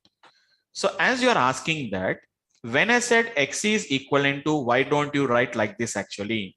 X is to -1. Absolutely, we can write it actually, guys. But what is happening here is, it is going to create a new object is getting created. So Python is having one of the main issue actually. If you try to assign like that, it is going to create a new object. Even in Python actually, guys, if I said X equals to 10, X equals to 20, both are two different objects actually. This will be destroyed and new object will come actually. You may get a doubt, sir, how can you say that actually? How can you say that? Don't worry, I'll discuss this. Actually, we have this discussion in our class. For the timing, I'm just telling you guys, x equals to 10. Every object will have an ID, guys. Every object will be having one ID. When every object you create in Python, one ID will be given actually, guys. Can you see, guys? ID of x is going to be ending with 5504. Now I said x is equivalent to 20, guys. Now see what is going to happen actually. ID of x is going to be, this is going to be the ID actually. So what has been happened, guys?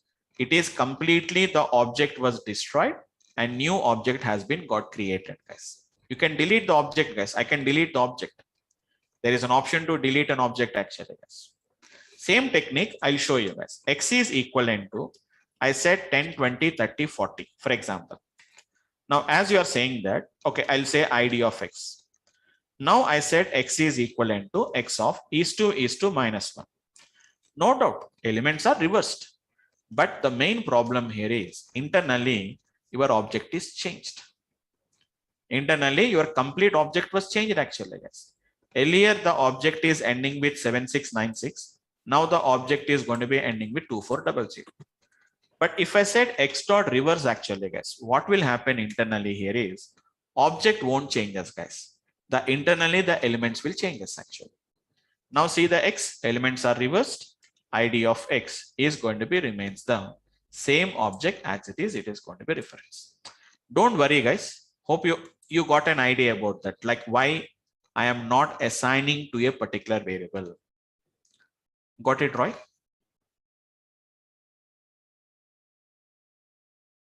So why I'm not assigning the object like this, because is internally the Python is having some memory problem actually. So it will create that object, destroys the object and again creating a new object. It will take more load. Why should I take that load actually? That's why we better to use the reverse method. Throughout the Python, that the same technique I'll use it actually, guys. Same techniques I'll use. If you ask for any changes, I'll make the changes, but I don't preserve by assigning back to the variable. We'll be having some technique. I used a word now, guys, in place. This word will be very, very frequently used in Python actually, guys. Sorry. X dot, when you're using reverse, you can see one term called as an in place is there. This in place technique we are going to use very, very frequently in the Python actually. What is this option of in place will do is actually, guys, whatever the option you have been asked for or whatever the manipulation we have been asked for, that will be reflected and that will be affected on your actual object. It won't create any new object. The internally the elements are going to be gets reversed actually, guys. That is what the reverse will do actually, guys. It's not any sorted order actually, because the data was already in ascending order. So what we can find here is it is going to be something like it looks like ascending and descending order. It is going to be looks like actually, guys. But whenever the data is in a random order, you can see that it is going to be just a reverse actually, guys. Internally the elements are going to be gets reversed actually, guys. Internally the elements are going to be gets reversed. You can see 45, 25, 50, 20, 8, 10, 3, 6, 2. But I want to put it in a sorting order actually, guys. Then what we have to do? So reverse is only just reversing the elements. It is not returning any output, guys. It won't return any output back to you. Same as it is, we are having a method called as an sort method is there actually, guys. I covered all the methods actually, guys. All the methods I have been covered except copy. You can see it actually, guys. Copy also I can explain you, but you can't understand now itself. Append, clear, count, extend, index, insert, pop, remove, reverse, and the last one is going to be sort actually, guys. Sort is going to take one simple option actually, guys. Sorting, you know this actually, guys. Sorting also is going to be in place only. Just it is going to take an order actually, guys, which is going to be nothing but simply I'm using a parameter called as reverse is equal to, which is going to be true or a false. You know what is meaning of true and what is meaning of false actually, guys. Reverse is false means it is in ascending order. Reverse is equal to true means it is an ascending order actually, guys. Sorry. Reverse is equals to true. Sorry, guys. Reverse is equal to true, meaning that it is a descending order. Reverse is equivalent to false, meaning that it is an ascending order actually, guys. Just one parameter it will take it. Reverse equals to true, reverse equals to false. So we have a parameter actually, guys. I can say reverse equals to I said false actually, guys, very clearly. Sort the list in ascending order and again return none. So I said reverse equals to false actually, guys. Same procedure. It won't return anything, guys. It won't return anything output. Don't think that, sir, I didn't get any output in the sorted order. Sir, I didn't get an output. You don't get an output, guys. But your internal elements are going to be sorted order. You can see the difference. 2, 2, 3, 6, 8, 10, 25, 45, 50. So that is an idea about this particular sorting order actually, guys. So once again, I'm doing, this is your X actually, guys. I want to do it in, I want to sort them in the descending order. So I say X dot sort. Simply you say reverse is equivalent to nothing but you say which is going to be true actually, guys. What is meaning of reverse equals to true? The internally the elements are going to be sorted in the reverse order. But sir, I didn't get any output. You don't get any output, guys. Internally, the elements are going to be sorted in the descending order, and they will be again assigned back to that particular object itself actually. So these are going to be the techniques what we are going to be calling it as, guys. So reverse and sort both don't return any output. Internally, the reversing will be done. Internally, the sorting will be done actually, guys. So let me conclude the concepts totally, guys. Why we are using the reverse word within that parenthesis? It's an argument. It's an argument actually. Actually, can we just use like true or false? You can use it, but as of now, the C is basically what we will do here is even I can use that. That is not going to be a problem actually. But what is going to be happening here is, can you see one some kind of an error is coming actually? Takes no positional arguments. That means, as I told you, so we have a functions concept is there actually. So positional arguments and keyword arguments. Okay.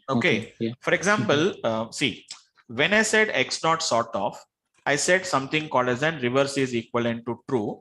It has been worked successfully without having any problem. Let us do the same thing. X dot count of. Can you see a parameter called as value is there? Can you see the value parameter is there? No, there is an argument called as a value. Right. Yes. Isn't it? If I write value is equivalent to, for example, 10, I'll get an error actually.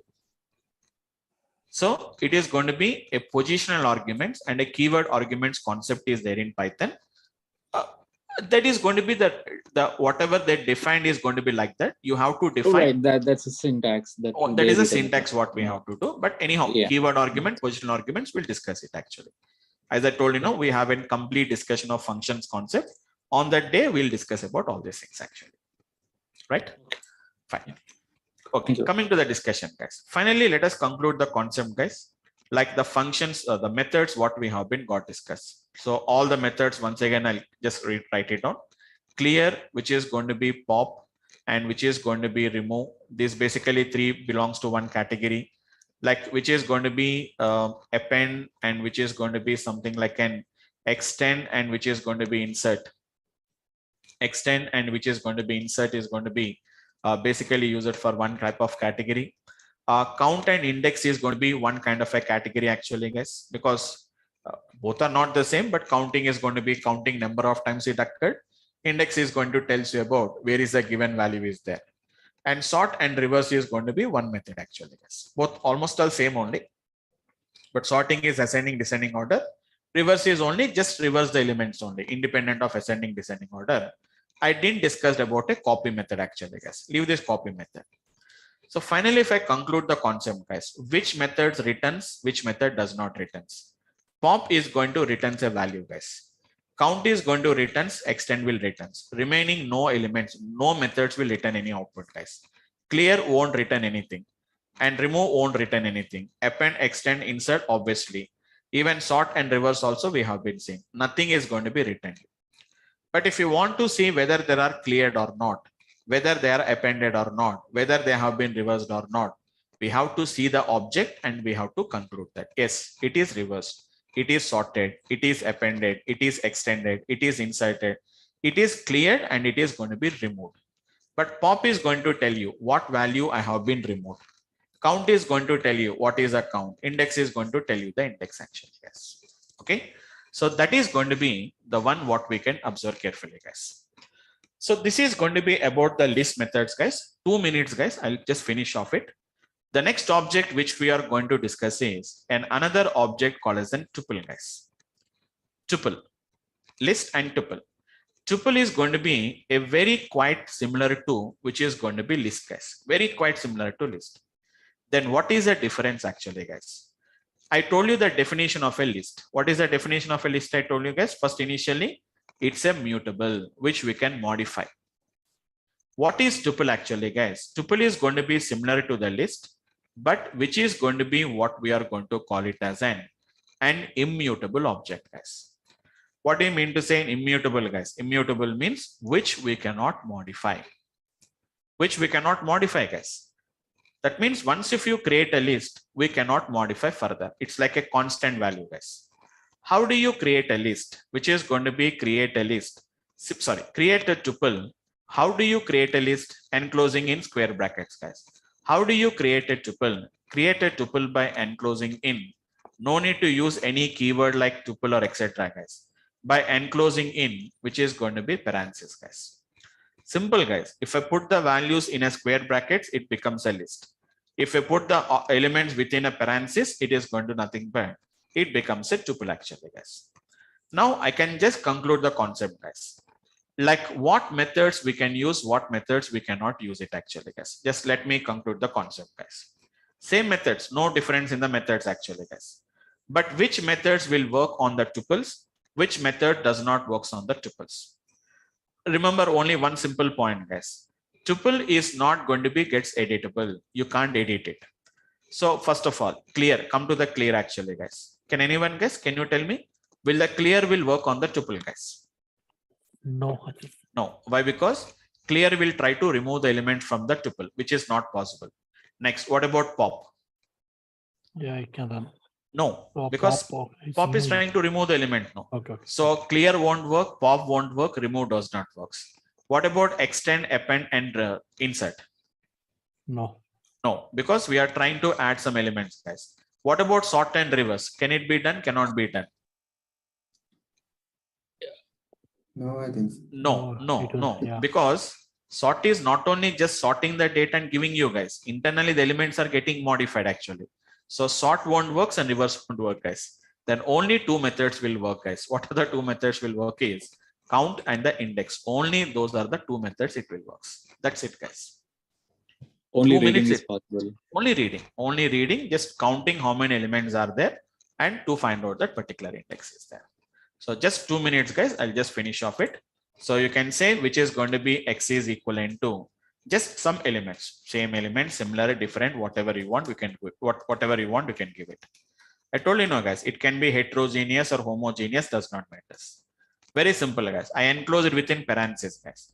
Print the value of x. Very clearly, we can see the elements has been got enclosed within parentheses. If you want to find out, you can just find the type of the x. Previously, when I said type the x, it has been given that it is going to be a list. But now we are going to be getting like a tuple actually, guys. Now say x dot. You see x dot actually, guys. Once if you said x dot, we have got only and only two methods actually, guys. I think I need not to show you, but I can just show you the value actually, guys. X dot count of 10. X dot, if I said index of 10, 10 is there at the 0 index actually, guys. But if I cannot say x dot append of 10, we'll get an error. Tuple does not have any such kind of an attribute called as an append. X dot clear, X dot which is going to be sort, or X dot which is going to be append, sorry, X dot which is going to be something like a reverse. All this method does not work actually, guys. They don't work at all. X dot pop won't work. X dot reverse, sorry, X dot remove won't work. So they are not going to work actually, guys. Why? Because it's very simple actually, guys. It is an immutable object. But slicing, indexing, everything we can do it actually, guys. X of 0. But if I said x of 0 is equals to 100, you are trying to modify the value of 10 to 100 actually, guys. So tuple object does not support item assignment. You cannot assign the value to that particular tuples. So tuples and lists are very, very similar objects, guys. The only difference is going to be nothing but the lists are going to be immutable, whereas, sorry, lists are going to be mutable and tuples are going to be nothing but there are immutable, guys. So tuple versus which is going to be list in Python. Just you can go through any document. That means as of now, I'm talking about them, guys. If you want to learn, you can just learn the things actually, guys. Simple technique, simple application, what we can do. So primary difference between tuples and lists is the tuples are immutable as opposed to lists which are going to be mutable actually, guys. Therefore, it is possible to change a list, but not a tuple. The content of the tuple cannot be changed once they have been got created in Python due to immutability of the tuples actually. Simple. Okay. So that is going to be about this particular object, guys. Yeah. Yes, guys. Anyone having a question? Vamshi, like what are like some real-time examples where we use like list versus tuples? We'll use it. See, that's why I'm saying that today. Okay. See, today we are learning the concept, like what concepts are there. But in the actual applications, we'll see that. But remember one thing, we never use this tuple. That means we never will use them. It's very rare cases we'll use it actually, guys. So I'll tell you like where do you use these tuples and lists is later whenever we are going to be working. So same like how we are using, see how we are using the methods and all these things we are using. In our coming classes, we are going to be using a different functions we'll use. This function, I'm going to be using a function. This function is going to take an argument as a list. Got my point? One of the argument of the function is a list, or one of the argument of a function is going to be a set, or one of the function argument is going to be dictionary. I'm not saying that we don't use it, but the scope is very limited usage only, because in our data science, we never want to write any logic, but I'll show you them like where do you use it and why do you use it. But most of the cases, these whatever I'm using list, tuples, etc., we are going to be using them as an arguments of other functions. We'll use it to understand that today we are discussing about that. Okay, but, thank you. Okay, but we'll discuss some practical examples on that. Right, guys. Okay, guys. Okay, so just for today, we'll stop it here, guys. Tomorrow, we are going to start with another new object called as set actually, guys. Tomorrow completely we'll work with the set object only. Set means something comes to your mind, guys. In mathematics, we have a concept called as sets and relations. Topic is there now, guys. So the same topic we are going to be working in the tomorrow's class with the help of a set object. We'll discuss it actually, guys. Sets and dictionaries, two objects are there. Let me complete those two objects, guys. And then, as I told you, so some people has been joined lately. I'll take a backup session. I'll plan for the backup session for those particular guys. Okay. So, yep, it's easily understand. Everything is going to be easily, we can understand it Python. Python is not a programming language at all. It's just an ideas. In coming classes, we never think about Python at all. Everything is just a function we'll implement it actually. Okay. Oh. Right, guys. Okay. So fine, guys. That's it for the today's class, guys. Anyone, guys, any questions? If you have, I can just spend some time and then you can go.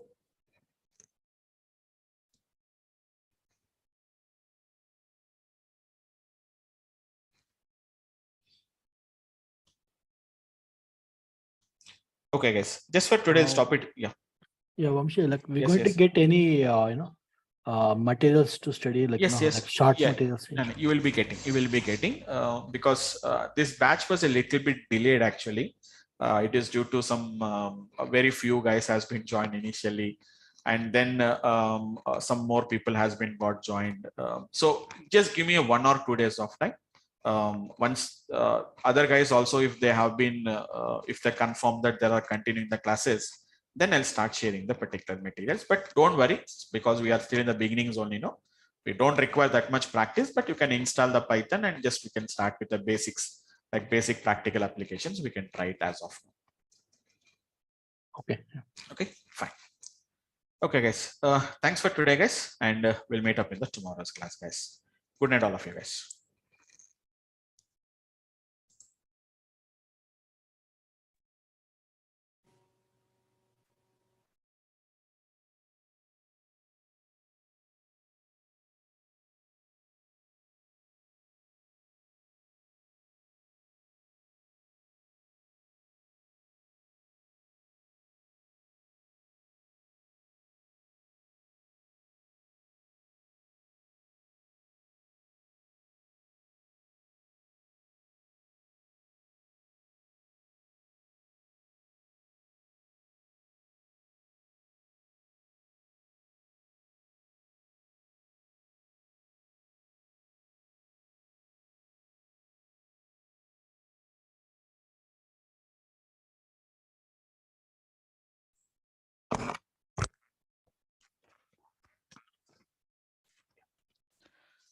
Hi, good evening, all of you guys. Hope all of you can hear me. Anyone, guys? Can you please confirm? Is I'm audible, guys? Yes, sir. Right, guys. So, guys, let's continue with the last session, guys. Let's continue with the last session. So, I'll take up, as I told you, guys, I will take up the backup sessions for the people who has been joined lately, and I will discuss regarding that. I will confirm that related to that. Just give me a second. Right, guys. So let us continue the session, guys, from the last discussion, what we have been gotten. So mainly, guys, we have been studied about mainly two different objects we have been got discussed about that. One is going to be the list and the other one is going to be nothing but it's a tuple actually, guys. So we have spent a little bit time on the list concept, guys, because that is the first object we have been got created. So we have to understand all the methods. It has been taken some time actually. So mainly we have been seeing how to create a list, and apart from that, how to index and how to slice them actually, guys. We know what is indexing and slicing. Maybe some guys who has been joined lately, maybe they don't have the idea about what is indexing and slicing, but does not matter actually, guys. And apart from that, we have been discussed about the different methods actually. So in list, we have discussed about the different methods. Same tuple also, guys. Creating is the same. Only difference is put them in the square brackets is a list. Put them in the parentheses is a tuple actually, guys. Same concept, indexing and slicing is going to be same technique actually, guys. There is nothing difference will be there. And apart from that, coming to the methods. Just a minute, guys. Right. Coming to the methods, we have been seeing some kind of a methods, but all the methods, whatever that appeared,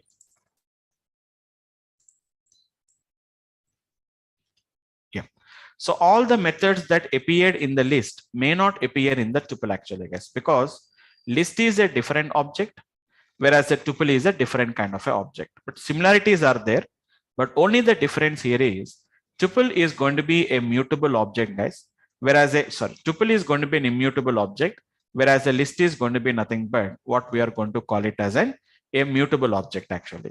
So what is the definition of what is the meaning of mutable and immutable actually, guys? It can be modified, guys. It can be modified once it has been got created. It can be modified, whereas tuple is going to be what we call it as an immutable object, what we can say it actually, guys. So that is the difference between what we have been got discussed about a list and a tuple. But slicing, indexing is the same actually, guys. Methods, only two methods are there in the tuple, guys. What are the two methods we discussed it, guys? One is a count and one is an index. Only two methods are there actually, guys. Remaining methods won't work. Why? Because we know that clear will try to remove the element from the list. We can't add the elements, we can't remove the elements, we can't modify the elements. But indexing, slicing is the same technique actually, guys. How to index and how to slice them, we know that. Both of them are going to be a collection of heterogeneous values only, but not homogeneous values. Okay. It need not to be homogeneous, but how to create a list and how to create a tuple, we have been got discussed about that, guys. Okay. And just before starting the session, guys, hope all of you have been, anybody, guys, who has been joined for the today's class. I think I can't see anybody who has been joined for the today's session. Syed, I think is your first session. Syed Hussain. No, actually I've joined yesterday. Okay, you joined yesterday. Okay, Keshav, Manohar. Yeah, I think all the guys has been, you have been joined yesterday. So maybe joined yesterday or day before yesterday. So I think so, guys. Nobody is there who has been joined for the today's class. If anybody is there, please let me know, guys. Just I'll tell you what has been happened actually and how to cover the previous sessions. Okay. So once again, guys, there is a list and a tuple concept is going to be there, guys. So how to create a list and how to create a tuple. Just once again, quickly 2-3 minutes. I'll just finish off it, guys, so that we can get some kind of a conclusions. What I can do is, guys. So let me open the ideal, guys. Let me open the ideal.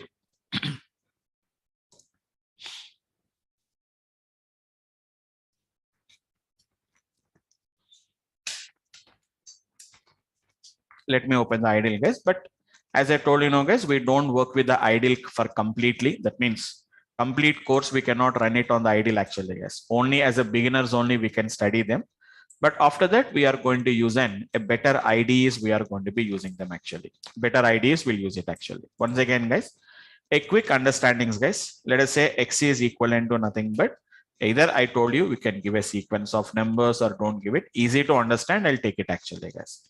Type of the X. Very clearly, we can see X is a list. You can also ask what is the length of the X. Same example, guys. I said Y equals 2, which is going to be same numbers I'm giving it actually, guys, but it is going to be a tuple actually, guys. What is the type of the X? Type is a function which will let you know about what kind of an object it is going to be there. So class X, which is nothing but it's a class list. And what is the length of the Y? You can see that it is going to be nothing but the 6 is the result. Same length, same data, guys. Print the value of X, print the value of Y. Both you can find it in a same values, but both of them are going to be represented in a different way actually. So how to slice and how to index actually, guys? Same technique, guys. X of 2, we know that we are going to get a third element. X of 2 is 2. Starting from the third element, we'll get the remaining elements. If I said X of which is going to be minus 3 is 2 actually, guys. It is going to be nothing but the last 3 elements will come actually. Even if I said Y of 2 also, the same result will come. Even if I said Y of 2 is 2 actually, guys. But one slight difference, you have to find it off. You know what is meaning of a slice? Slice is nothing but a piece. So if I take a slice from the X, result is again a list only, guys. You have taken a slice from a list. The result is again a list. You are taking the slice from a tuple. So result is going to be again a tuple, guys. Result is the same, but here we are getting a list and here we are getting a tuple actually, guys. Same technique. Whenever I said Y of minus 3 is 2, result is the same. What is minus 3 is 2 actually, guys? It is going to be nothing but last 3 elements we have to get it actually. So whenever I slice a list, we got a list. When I slice a tuple, we got a tuple actually, guys. Same technique, same application. If I say X of minus 1, it is a indexing actually, guys. It is Y of minus 1 actually. Result is the same result. Both of them are giving you only as an integer value. We are getting it actually. Because indexing can give you any value, but slicing will always give you a list. Slicing will give a list. A tuple slicing will again give a tuple only. But what are the methods associated with actually, guys? When I said X dot, I told you, no, there are totally 11 methods will come. I can append the data actually, guys. I can append the data to the X actually, 70. I can append it. But same example, if I said Y dot append of 70, you'll get an error actually. Why? Because append is a method which is associated only with a list class, but not with a tuple class. And tuple is an immutable object. When I said Y dot, only 2 methods will come actually, guys. What are the 2 methods we can see? Only count and index. Only 2 methods actually. Count will count how many times the given value is there. Index is going to tell you where is that particular value is going to be there actually, guys. Where is the 30 was there? It was there in the second index, what we can say.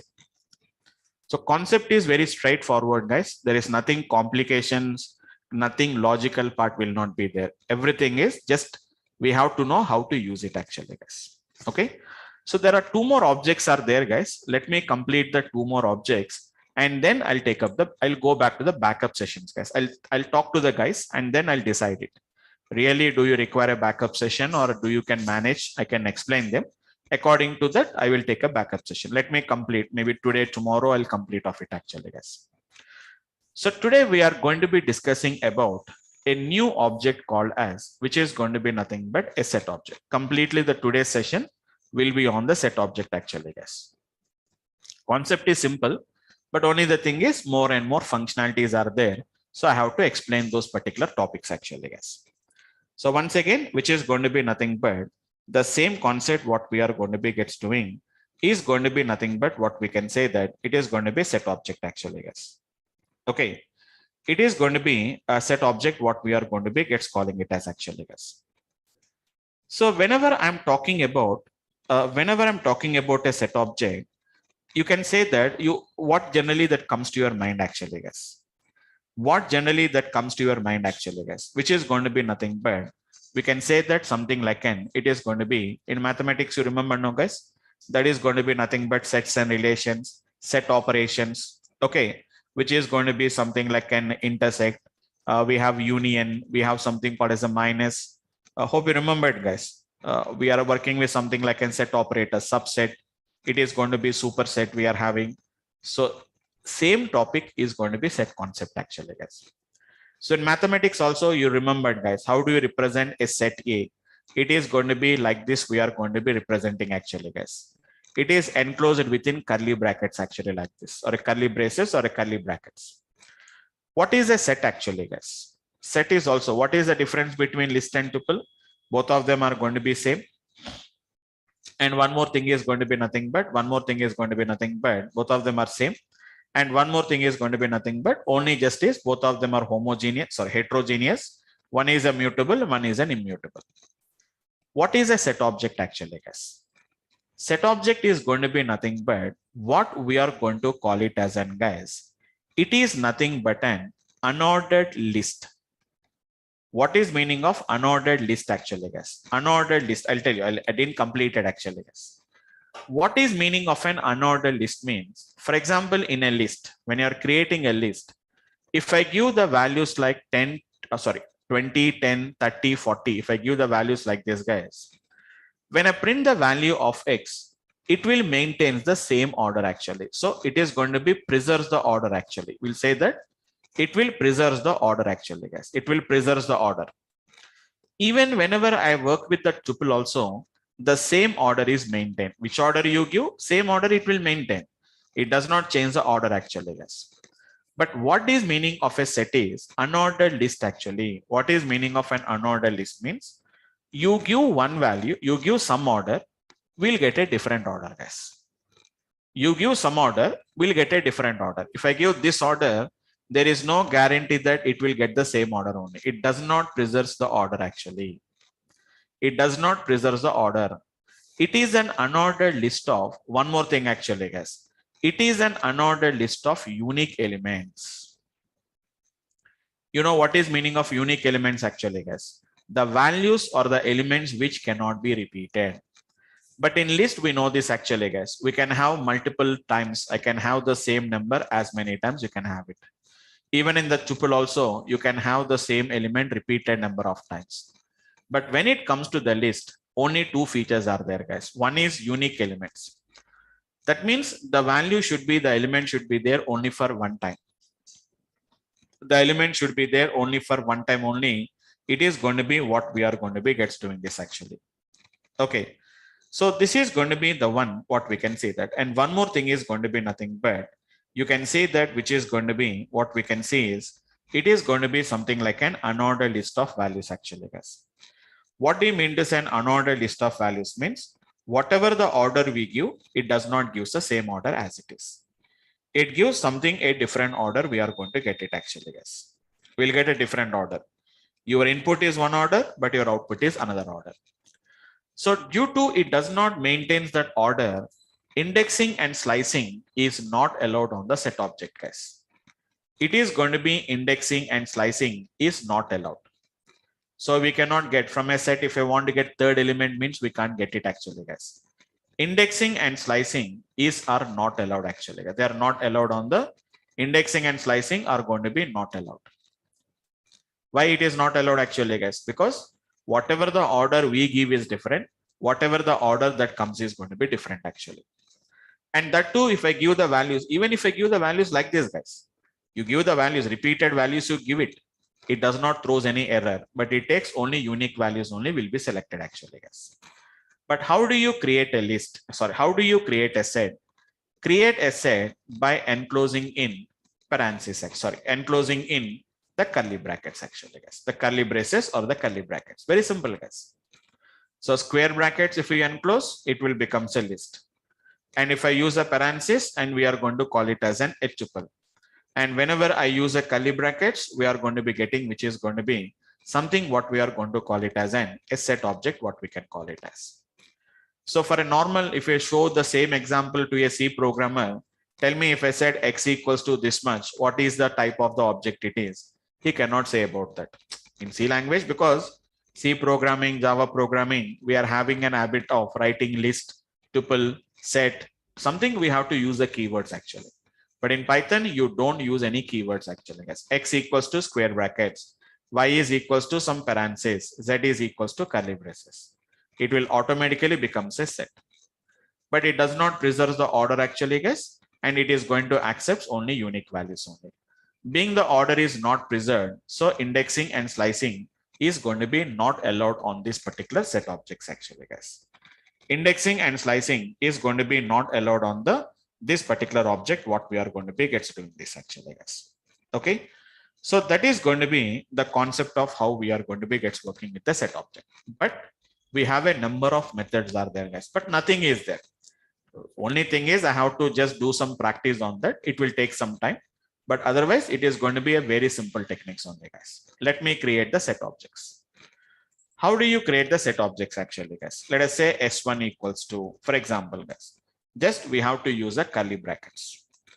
Just use the curly brackets actually, guys. 20, 10, again a 20, 30, 10, let us say 30 again, 20, 40, whatever the data you give, you can give it actually, guys.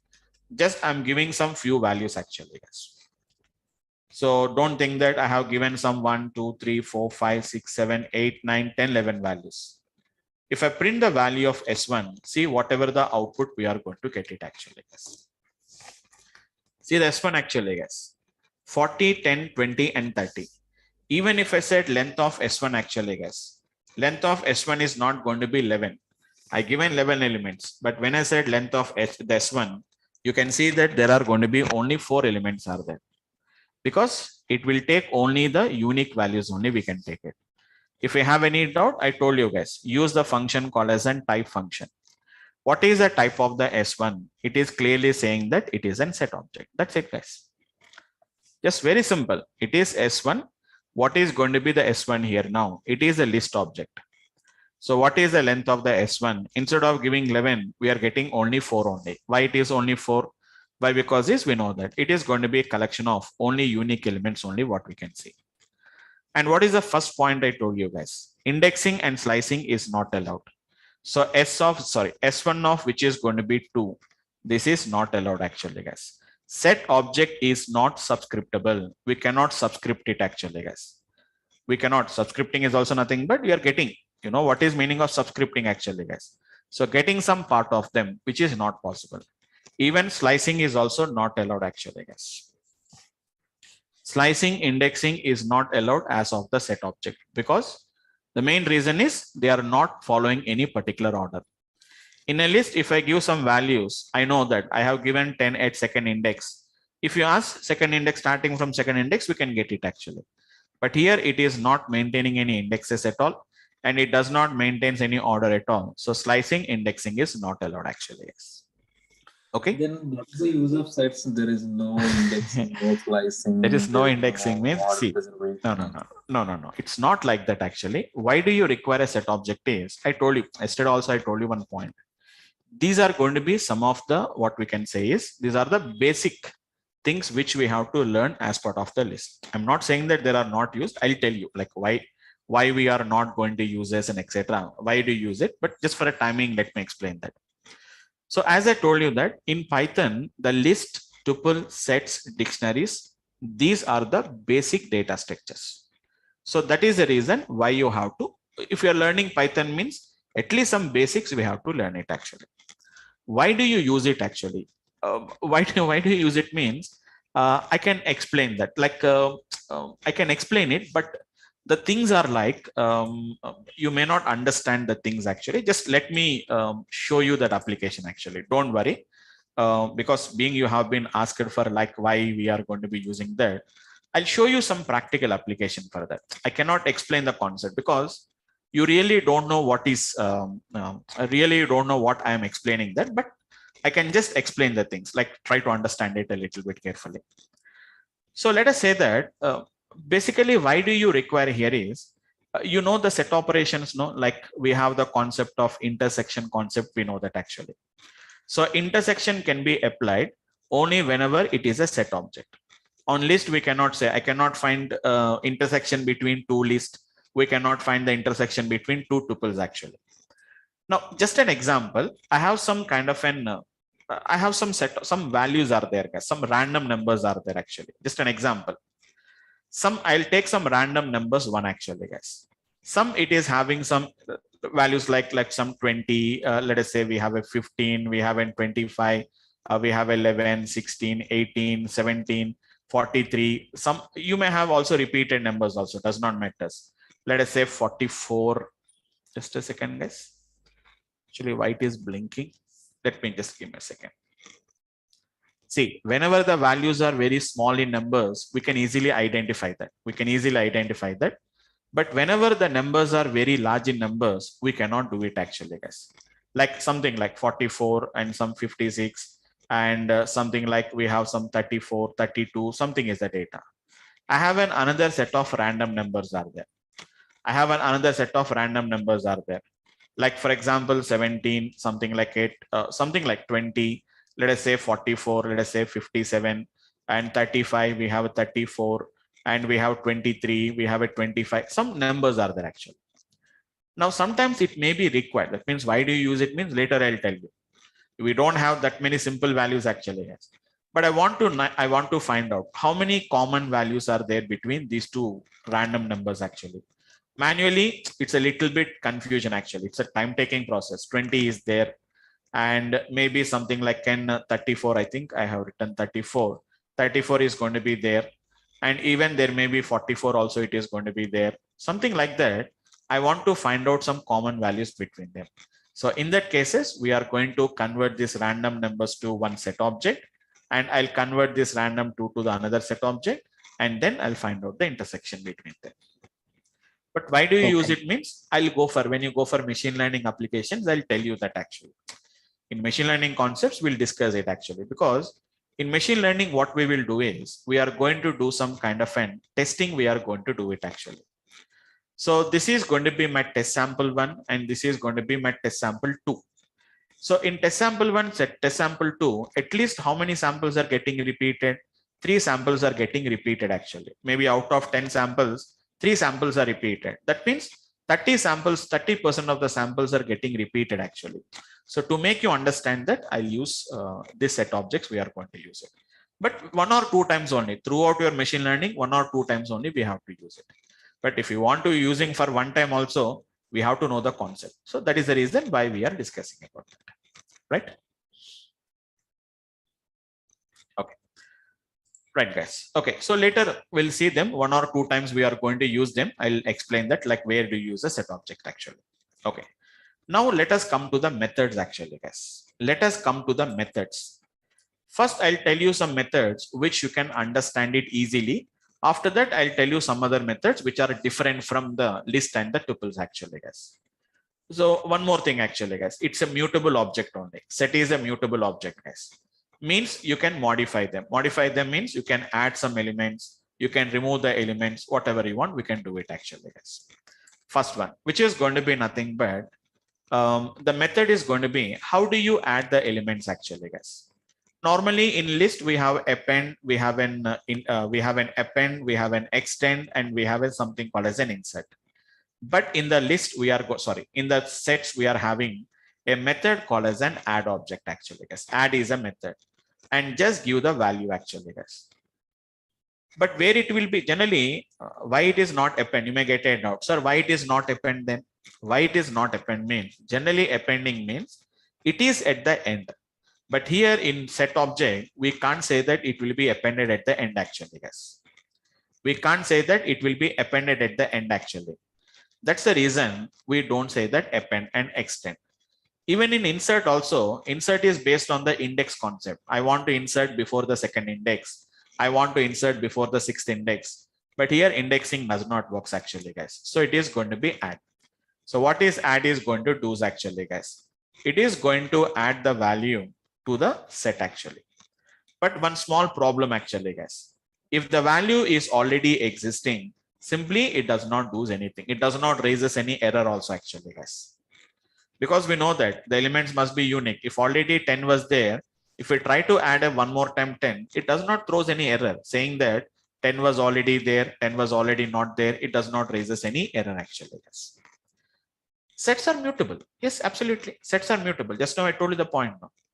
Just now I told you the point actually, guys. They are going to be immutable objects. Sets are going to be mutable objects actually, guys. Okay, fine. Add the value to the set, but I can't say that where it is going to be appended actually, guys. And I think so I need not to tell you about what is clear actually, guys. Same, clear is going to be common actually, guys. Some methods are common actually, guys, but they will work with respect to that object only. It will works actually. Clear, you know what is a clear actually, guys? Clears all the elements from the set. All the elements from the set it is going to remove actually, guys. Same as it is, we are having some option called as an remove actually, guys. Think a little bit carefully, guys. Remove is going to be based on value based actually, guys, right? It is going to be value based actually. While I'm discussing about the list, I told you what is the remove method is going to do, guys. In list object, same element may be there for multiple times. That's why it will remove only the first occurrence. But in set object, it is only one time available. The value is not duplicated. It is going to be only unique values only. So I cannot say that first occurrence, second occurrence. I cannot say this actually, guys. Remove, you know this actually, guys. Remove is going to, it does not return anything, guys. Add won't return anything. Clear won't return anything. Remove also won't return anything, guys. What it is going to do is, guys, remove the given values or removes the given value from the list. Given value from the list. And we know this from the set actually, guys. But you know one point, this value must and should, it must be there actually, guys. If the value is not there, it will raise us an error actually. The value must and should, it must be there. If the value is not existing, if value does not exist, or if value is not in the list, if the value is not in the list, then it is going to be raised as an error actually, guys. An error will be raised. Here, there is one small a method which is speciality here actually, guys. That is, we have a method what we are going to call it as discard. It is going to be discard actually, guys. What is a discard is going to do, guys? Discard is going to be nothing but same as a remove actually, guys. But difference is, if the value is not existing in the list, sorry guys, not in the list, it is not in the set. It is going to be not an error. So it is going to be no error if value is not in the list or value is not present. That means it does not make any noise at all. What is remove is going to do?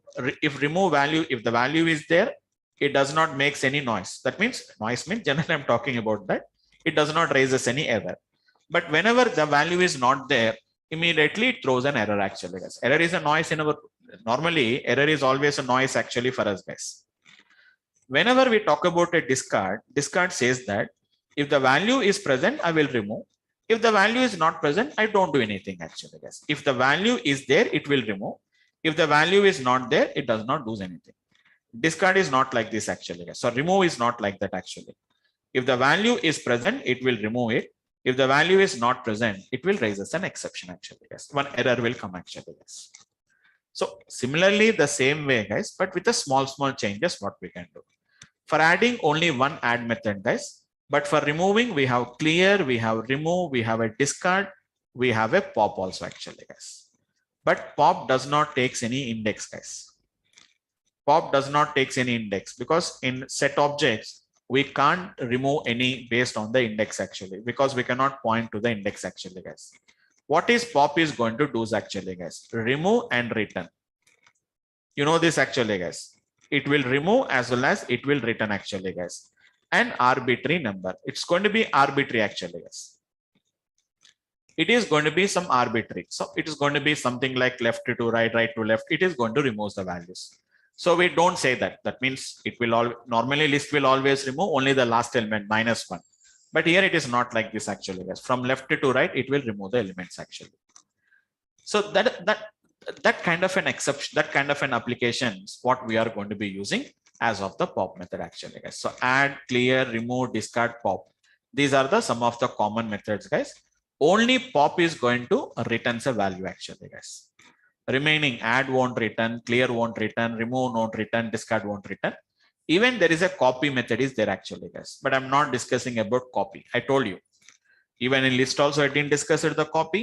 In tuple anyhow we don't have a copy method, guys. But in set objects also copy method I'm not discussing.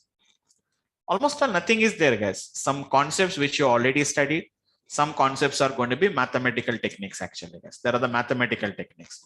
Add, clear, remove, discard, pop, guys. These are the some of the methods. First, let me finish off this, guys, and then we'll go to the next methods actually, guys. These are your S1 actually, guys. I can say S1 dot, which is going to be the first method itself is going to be nothing but, guys, it is add actually, guys. It is add actually, add of 50. We cannot say that very clearly, guys. Add an element to the list. See the documentation, guys. Add and sorry, not a list. It is going to be set actually, guys. Generally in a flow, we are getting it actually. But sir, where it is added actually, guys? I can't say that 50 will be added only at the end actually, guys. S1 dot, which is going to be add of 60, guys. I cannot say that beside the 50 only, the 60 is also going to be added actually, guys. 60 is going to be added somewhere actually, guys. S1 dot, it is again an add, which is going to be nothing but it's a 70 actually. Where it is going to be gets added actually, guys. 50 here, 60 here, 70 here actually, guys. What is the length of the S1 actually? It is going to be right now, it is 7. That's it actually, guys. So we can add up the elements as you require. If you want to clear, guys, you can do the clear actually. You know what is clear actually, guys? Remove all the elements from this set. I want to remove it actually, guys. I can say remove actually, guys. What is going to be remove actually, guys? Very clearly. Remove an element from a set. It must be a member. It is clearly saying that it must be a member. You know what is meaning of it must be a member? Must and should. It must be a member actually. S1 dot remove of 70. I can't say that first occurrence, second occurrence actually, guys.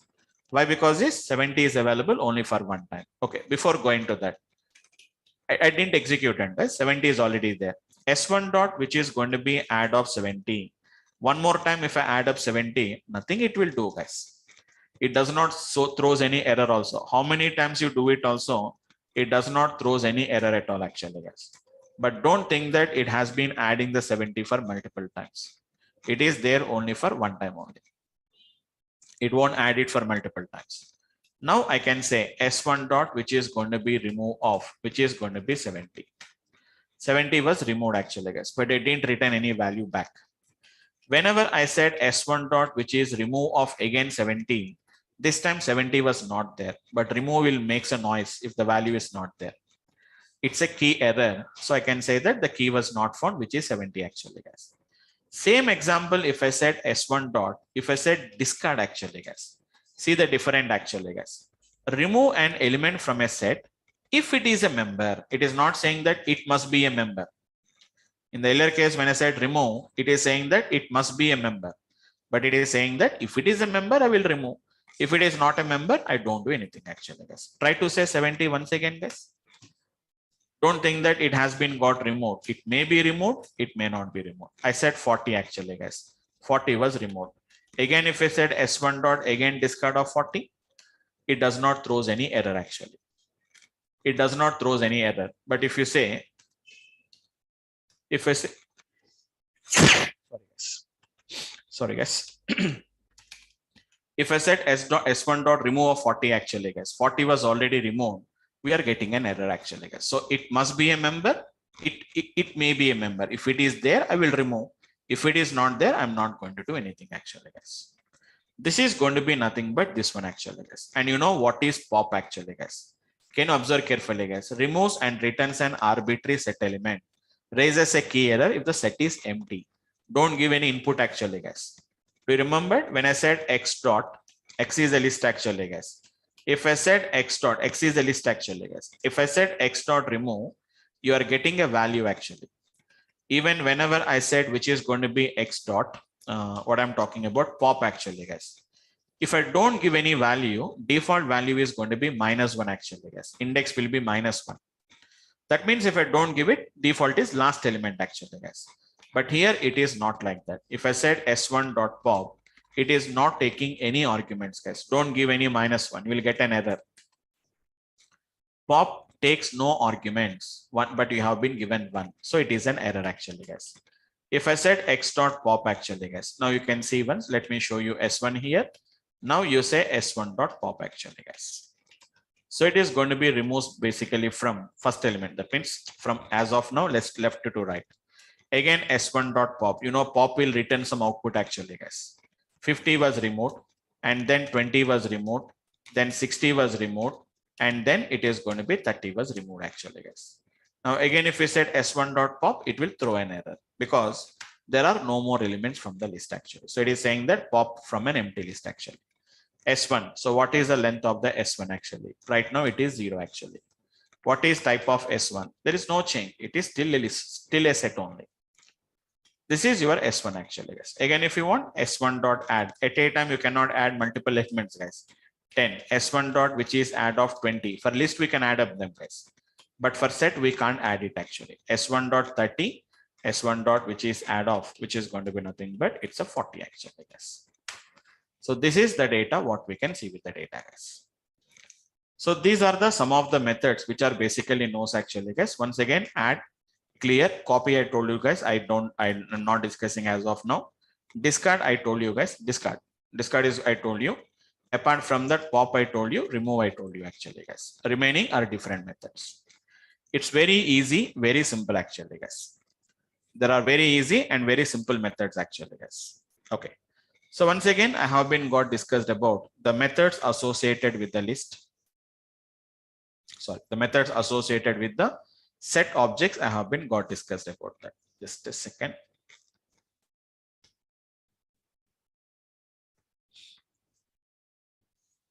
Yeah. So these are the methods what we have it actually, guys. These are common things. Add, clear, remove, discard, pop. These are common methods actually, guys. Now there are methods which are special, which are going to be speciality in the list set actually, guys. You can't see the methods in any other. That means you don't find it in any other objects. We cannot find it actually, guys. What are those? What are going to be those objects actually, guys? Here ascending, okay. Actually ascending, descending orders, generally we have a method is there actually, guys. That means we have a function is there, not ascending, descending. It is going to be nothing but it is going to be the S7, what we can see with the data. There is a method is there is a function is there actually, guys. Sorted of S1. You can see sorted can be used on list, tuple, sets, anywhere you can use it actually. It is working. But see the output, what we can observe carefully, guys. You see the output, what we can see it actually, guys. S1 I have given as an input as a set, but sorry, as a set, but outcome is coming like n, which is going to be nothing but it's a list object. It is coming actually. So this is going to be sorted actually, guys. One point I didn't discuss it, guys. What is iterable? I have been not yet discussed, but see the output actually, guys. Returns a new list. That means the set is getting converted into list containing all the elements from the interval in an ascending object. It is going to be returning actually. We can do it, but it is no more a set. It is going to be converting into list. Sir, can I convert again into set? Absolutely, you can convert it actually, guys. Okay, we'll see them. We'll see an application. How to convert a set into set into list, list into set. How to convert them? We'll see the applications. Okay. Fine, guys. Okay, and I forgot to set the option actually, guys, to everyone. So, guys, if you have any doubts, please, when you're testing anything, please send it to everyone, guys, so that everybody can see what I'm discussing about that. Right, guys. So this is going to be about the basic methods actually, guys. Now, whatever the methods I am going to be discussing, they are going to be completely, which is going to be special for the set objects actually, guys. It is going to be nothing but a kind of a speciality, a special functionalities for your set objects actually, guys, which is nothing but we do it in our mathematics now, guys. It is going to be nothing but in mathematics. We know that actually set objects, sets, we are going to be talking about that. So what are going to be that kind of an options actually, guys? One of the common methods are going to be nothing but, let us imagine that there are two sets are there actually, guys, S1 and S2. I want to find the intersection. You know what is going to be intersection between the two values actually, guys? It is S1. How do you do it actually, guys? S1 dot, it is intersection of S2. So we know what is meaning of intersection between two elements actually, guys. S1 dot intersection with S2. What it is going to returns, we know this actually, guys. It is going to returns the common elements actually. What are the elements which are commonly available in S1 dot S2, S1 and S2, it is going to returns. And hope you remembered it is union actually, guys. Union of S2 actually. Same techniques, guys. Intersection and it is union, guys. You know what is going to be? Union is going to returns actually, guys. It is going to be returns the elements of both elements from both S1 and the S2 actually. It is not common values actually, guys. I'll show you some examples what I can show you actually. And what exactly we are having, if you remember, minus actually, guys. We'll call it as minus. In mathematics, you call it as minus. Here we are going to call it as a difference actually, guys. It's what we are going to call it as a difference actually, guys. You know what is a difference? After removing the S2 elements from S1, whatever that is left over, those values are going to be gets coming. I'll show you once. Have a look at this one. For example, S1 is having some elements like, let us say this, guys. I'm writing in a sequential order, but internally what order it will take, it does not matter with that. S2 is equals to nothing but we have some values like 10, 20, 30, 50 actually, guys. Just an example. S1 is having 10, 20, 30, 40. Whereas S2 is going to be having 10, 20, 30, 50. We have it actually, guys. Now, if I do S1 intersection S2, the result is going to be nothing but the common elements actually, guys. Order may not be the same actually, guys. I can't say that same order will come. Union, we know it actually, guys. It is going to be 10, 20, 30, 40, 50 will come actually. But we know this, guys. What is S1 difference S2, S2 difference S1? If I say S1 minus S2, it is 20, 20, 30, 10, 20, 30 is eliminated. If I said S1 difference S2, the result is going to be nothing but what is left over in S1, which is going to be nothing but 40 actually, guys. But whenever I said S2 difference of which is going to be S1, then the result is going to be nothing but what is left over in S2 after removing the element from the S1. Then the result we know that it is 50 actually, guys. Got the point, guys? So it is going to be nothing but the intersection, union, and it is going to be difference actually, guys. And if you remember the concept of like which is going to be something like an hope you remembered actually, guys, subset and supersets actually. You know what is meaning of subset and supersets actually, guys? If one set is also a part of another set, like for example, we know that S1 is having some elements like 10, 20, 30. Let us say that we have a 40 is there. S2 is having some elements like we have 10, 20, we have a 30, 40, and 50 is there, or 60 is there. Now, if you can see, S2 is containing the S1.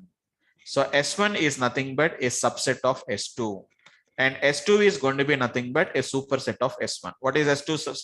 S2 is a superset of S1. S2 contains all the elements of S1. So if you want to check whether S1 is a subset, S2 is a subset, we have a method is there actually, guys. S1 dot, we have a method called as an E subset of S2. We are asking S1 is a subset of S2. It is going to return true or a false actually, guys.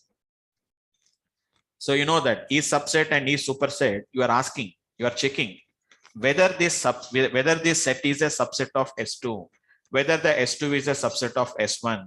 It is returning something like a true or false. In this case, S1 is a subset of S2, no? So returns true actually, guys. Now reverse order. I want to check whether S2 is a superset actually, guys. So it is E superset of S1. Then also it is going to return true or a false case. S1 is not a superset of S2 and S2 is not the subset of S1 actually, guys. Because S2 contains all the elements of S1, but S1 does not contains all the elements of S2 actually. So a little bit mathematics, guys. Don't think that, sir, we learned a long back ago. It's just like a refreshment class. You maybe learned a long back ago. Intersection, union, it's a difference actually, guys. In mathematics, we call it as a minus. Here we are going to call it as a difference is there. Do you remember, guys, anybody, what is meaning of a disjoint? Anybody, guys? Do you remember, guys, what is meaning of a disjoint actually, guys? No, Vamsi. Disjoint is nothing but whenever two sets don't have any common values, then the two sets are nothing but what we call it as a disjoint sets actually. Like for example, A is having some elements like 10, 20, 30, 40. And whenever we are having B is having an elements like, which is going to be 50, 60, 70, 80. Now, what about the A intersection B actually, guys? In mathematics, I'm writing it actually. A intersection B is going to be nothing but it's an empty actually, guys. That means there is no common values are there. So if you want, then the A and B is nothing but what we call it as a disjoint sets actually. Disjoint sets actually. Okay. So if you want to test, we can test it actually, guys. It is A dot is disjoint of, which is going to be nothing but it's a B actually. So it is going to tells you whether it is true or whether it is false actually. So see guys, is disjoint, is subset, is superset. They will only checks out whether it is a subset and superset or whether it is going to be a kind of a disjoint actually. Yeah, it's a negation actually, guys. It's an okay opposite. It's a negation. It's a negation actually. Intersection is nothing but which is a common values will be there. Disjoint means nothing but which do not have any common values. Which have common values, which do not have the common values. That's it actually, guys. Okay. So just we can play with the things. We can just play with the things actually. Just you can also do by yourself actually, guys. I think 1 or 2 days back, maybe you may be having a little bit confusion to understand them actually. But now you got a little bit control on all these topics actually. It is going to be 10, 20, which is going to be 30 and 50 actually, guys. If you want, I can show you once again. S1, S2 actually, guys. S1 is having 10, 20, 30, 40. S2 is having 10, 20, 30, 50. So how do you do it actually, guys? S1 union S2. Very simple, guys. Returns the union of the sets as a new set. So 10, 20, 30, 40, 50. And you know that S1 union S2, S2 union S1, both of them are going to be same only, guys. There is no change in the output. Same as it is, what is intersection actually, guys? Intersection of S2. Returns the intersection of two sets as a new set actually. S1 intersection S2 is going to be 10, 20, 30. Even S2 intersection S1 is also going to be same result only. No change in the output. But what about the difference actually, guys? Difference is nothing but minus. We have a function is there, method is there actually, guys. Difference of S2. You can see very clearly, guys. What is difference will return? Return the difference of two or more sets as a new set. It is going to be S2 actually, guys. That means what we have to do, guys, S1 minus S2. So S2 should be eliminated from S1. What is there in the S1? After removing the S2 from S1, what is left over in S1, guys? Don't think that S1 difference S2 means it is S1 is removed from S2. No, guys. It's S2 removed from S1. So what is left over in S1, which is going to be 40 is the result actually. But when you do S2 difference S1, then the reference is going to be nothing but difference output, guys.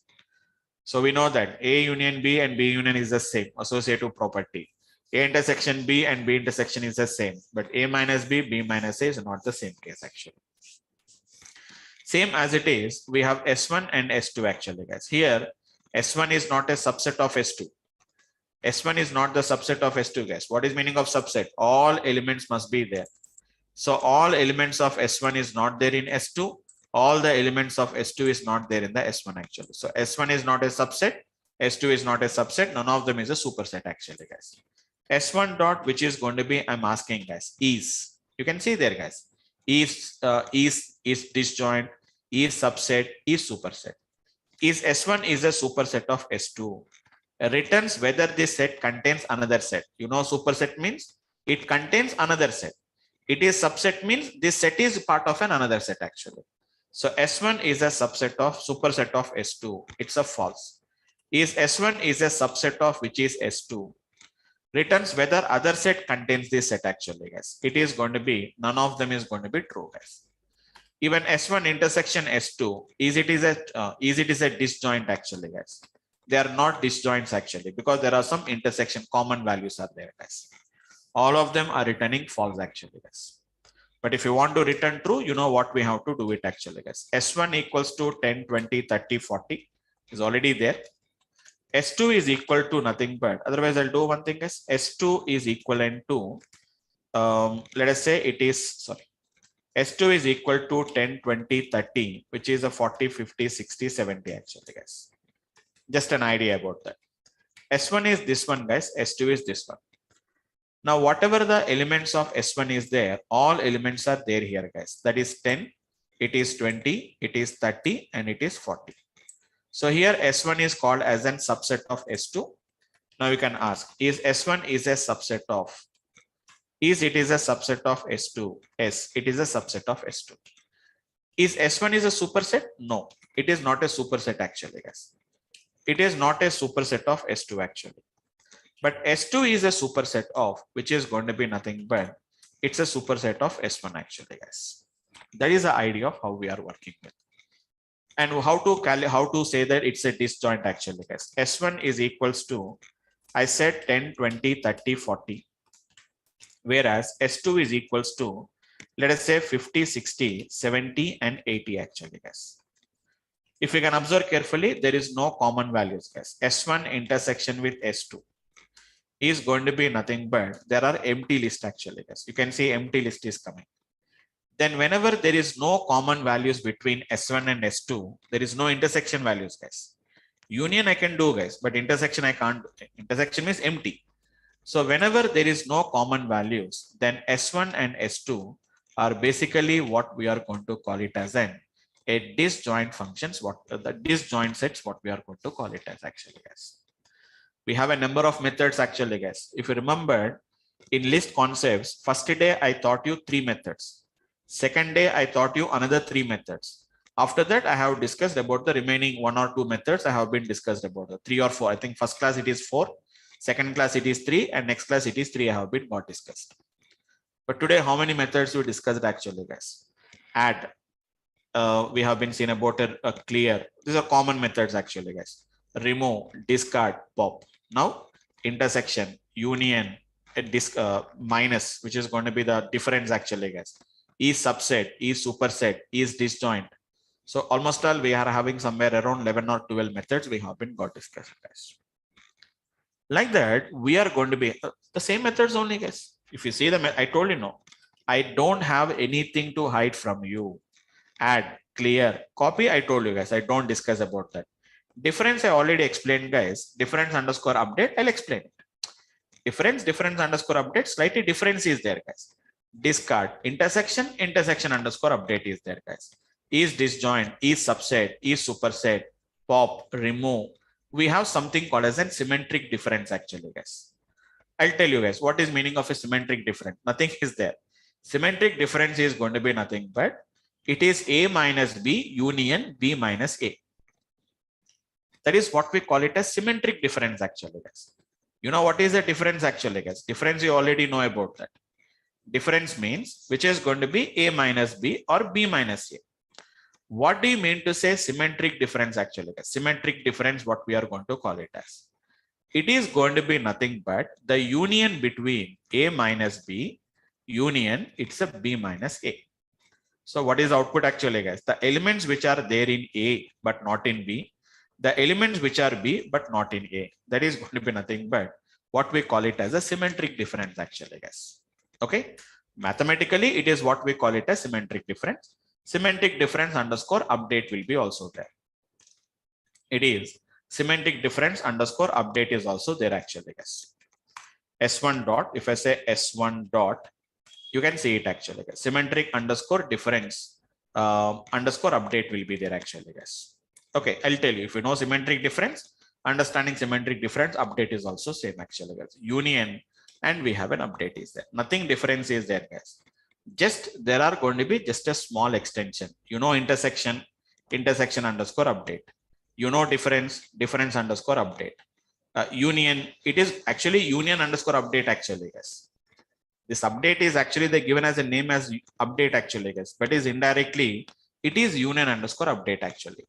And we have a discard and we have a we have a symmetric difference. We have a symmetric difference underscore update is there.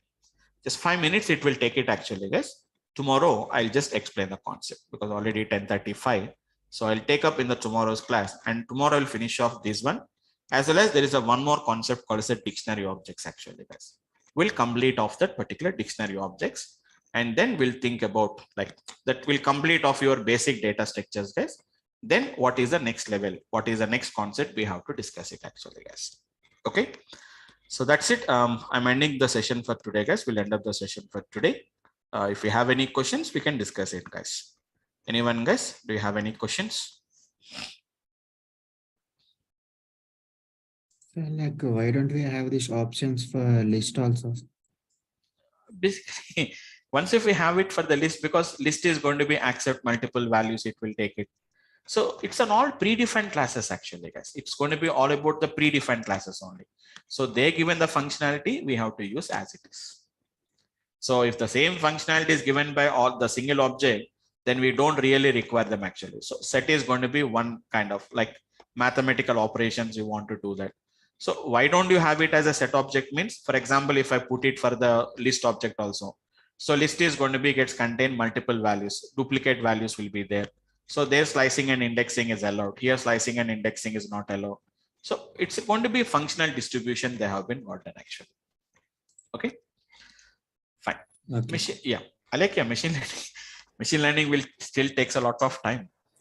Don't worry about that. Actually, in the evening 8 p.m., it will still take another 10 more days to start with machine learning because core Python should be completed, NumPy, Pandas, data visualizations. These are the prerequisite to start with the machine learning. So all these topics will take around 40-45 days. After that, machine learning will start. Okay. Fine. These are all prerequisites. Whatever you're learning is a prerequisites. Fine. Right, guys. What will be the next topic? Next topic is going to be, before going for the next topic, we'll see what are the other IDEs are there. We don't work with this IDLE anymore because it becomes more complicated in the coming classes. So we have a different IDEs are there. So how to install them, which IDE we prefer. And even we are going to be using something called as a Jupyter notebooks. I use a Jupyter notebooks actually. So how to set up the Jupyter environment, that will be almost all one day it will take it. And then normally like a common programming language, conditional statement, control statements, if and for statements, that common things will be there. And after that, we have some classes like string classes. We have something called as in comprehensions, functions topic. Those are some of the core concepts of Python what we have to discuss. It may be another 1 more week, it will complete off, guys. Okay. Fine, guys. We'll end up the session for today, guys. And please attend I think who has been joined lately. And one more thing, guys, please, if you want to take up the course, some people has been joined lately. So please get registered. I think you can have all the following, the payment procedures and all these things, so that you can get all the access to the drives, all the backup sessions, links, videos will be coming. You need not to wait for the backup sessions also. So you can go through the videos and you can take up the particular classes also. So please complete off all your payment procedures and all these things. We are just closing the batch by end of this week, guys. We are just closing up. We are not going to add up no more. If anybody add ups also, it's only their interest only. We don't take any backups and all these things from the next coming week actually. So that's it, guys. We'll arrange a backup session based on your discussion. I'll discuss with the participants one. I'll discuss with all of you, and I'll arrange it actually. Right. Anyone, guys? Any more questions we have? Sir, I have a question of yesterday's index question. Yes. Sir, actually we have taken some element x is equals to 20, 30, 40, 50, and then we find the least value. We'll find the least value. Okay. Minimum is a function what we have it actually. Yes, sir. Okay. Minimum is a function. Directly you can find out what is the minimal value. Do you want to know what is the minimal value, or do you want to know where is the minimal value? Sir, actually it's count where the place of the least value. But sir, here, sir, two not least value. There, sir. X. Not least values actually. It is going to be wherever it finds the first occurrence, it is going to returns that. Okay, your point is correct. It's saying that wherever it is going to be the minimal value, that means wherever it finds the first occurrence, it is going to tell you that particular index. It is going to tell you about that. So what is your elements you have? If you give an idea, what are the elements you want to take? So 20, 34. Okay. 20, 34. Sir, your example here. I didn't remember yesterday's values now. Okay, 20, 34. Just tell me some ideas about that. Okay, 40, 12, 16, 18. Okay, some 12 again one more time. Let us say 6, 8, 16. Okay, let us say 42 and something like an 8, for example. Okay, shall I take these values, for example? Okay, now tell me, what is your requirement now? Index is going to tells you index is going to tell you, like, for example, I'm asking 16. Where is that particular 16 index is there? This is 0, 1, 2, 3, 4. It's a 5, 6, 7. It is an 8, 9, 10, and 11. So where is the, it will start from the 0 index actually. Where is the first 16 was there actually? It is there at the 4. It will return the 4 as the value. Did you got it? Yes, sir. Okay. Now, what is your question now? Sir, if we find, sir, x dot index Okay. to an 2. First value is going to be 16. Yes, sir. Okay. Next value is nothing but where to start your search. By default, it will start searching from the 0 here only. For example, if I start searching from 7, now can you tell me it is going to start from the 7 here now? It will start searching from here now. Now tell me where is the first occurrence of 16 is there now actually? It is there here now, right? So what is an index? It is going to be there now.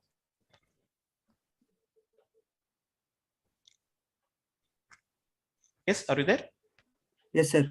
Yeah, what is output now? Where is the 16 is there? Whenever I start searching from 7 here now. Where is index is there? 9. 9. It's going to return the 9 as an output actually. So where you want to start searching, that is going to be the searching criteria here now. If I don't specify anything, it starts from searching from here itself. Okay, sir. Okay. For example, if I said x dot, for example, if I said index of, if I said 16 comma, for example, 5 comma 8, if I say, just an example I'm talking about, then can you tell me what is meaning of 5 comma 8 now? Search for 16. Where to start your searching now? Start from the 5th index, right? From here. And where you have to go up to there, up to 8. It's not up to 8. It is before the 8 only. That means only it is going to search for 16 only in these 3 elements only. So do you have the 16 in these particular 3 elements now? Okay, sir. No, sir. No. Then we are going to get an error. Okay, okay, sir. Okay. So where you want to search. If I don't specify anything, it will start from beginning. It goes up to the last. If I specify the starting index, only from the starting index up to the last. Here, if I specify both of them, starting as well as ending, but 5 is included, 8 is going to be excluded. So it will search only for 3 indexes, 5, 6, and 7. In these 3 indexes, it will, in these 3 elements, it finds the 16, it returns maybe 5, maybe 6, maybe 7. Otherwise, we'll get an error actually. Okay, sir. Thank you, sir. Fine. So thanks for today, guys, and we'll meet up in the tomorrow's class. Thank you a lot, guys.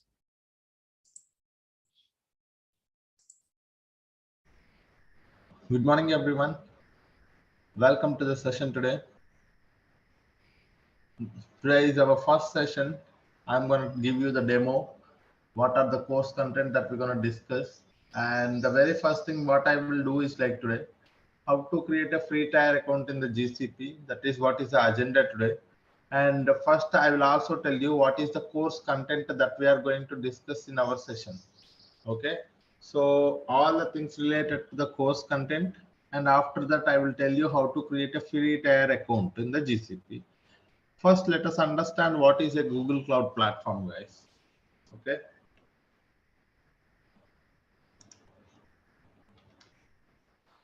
So GCP, what is GCP? Okay, so we are saying nowadays, cloud platforms become very famous because cloud platforms are mainly responsible for the cloud computing. Okay, so all the computation required for the data engineering or Kubernetes or application development, everything will be taken care by the cloud platform itself. Likewise, in the Google Cloud Platform is one of the leading cloud provider like AWS and Azure. So it is also providing you the cloud computing services. Okay. If we have to say what are the services that the GCP is providing, okay, in terms of a data engineering, you can look at the databases that it is providing and also big data tools, big data processing tools, so many other. So these are the things that the Google Cloud provides. For example, there is a compute engines, Kubernetes engines, app engines, likewise cloud functions, serverless platforms, fully managed services. Okay.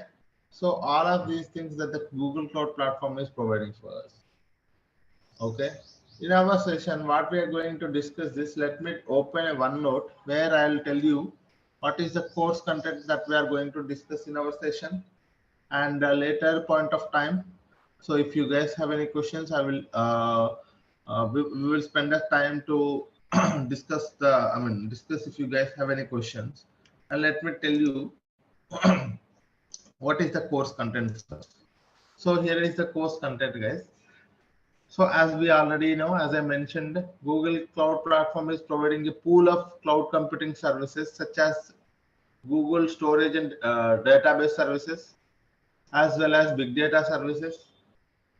Okay, here also you can see Google big data services. Okay, so in our session, what we are going to discuss is these are the things that we are going to discuss in our session, guys. Google storage and database services. Okay, the very first service, that is what we are going to discuss, is Google Cloud Storage. What is a Google Cloud Storage? Why it is important? What kind of a tool it is? What kind of a data it is going to store? All the things related to the Google Cloud Storage. And not only that, very important things about is like security aspect, because Google Cloud is one of the scalable and secured platform. So when you say secure platform, how do you make sure that it is secure? So with the help of the access control, with the help of the retention policies, with the help of the bucket access. So all of these things we are going to discuss. And after that, we are going to look at the Cloud SQL. Okay. For that one, let me actually open my pen.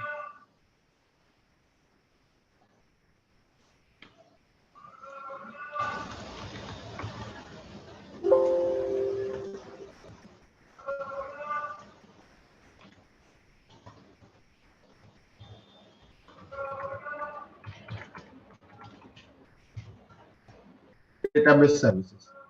Okay, this is one point where we will be able to learn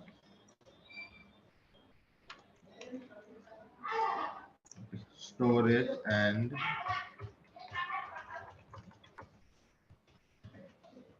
database services.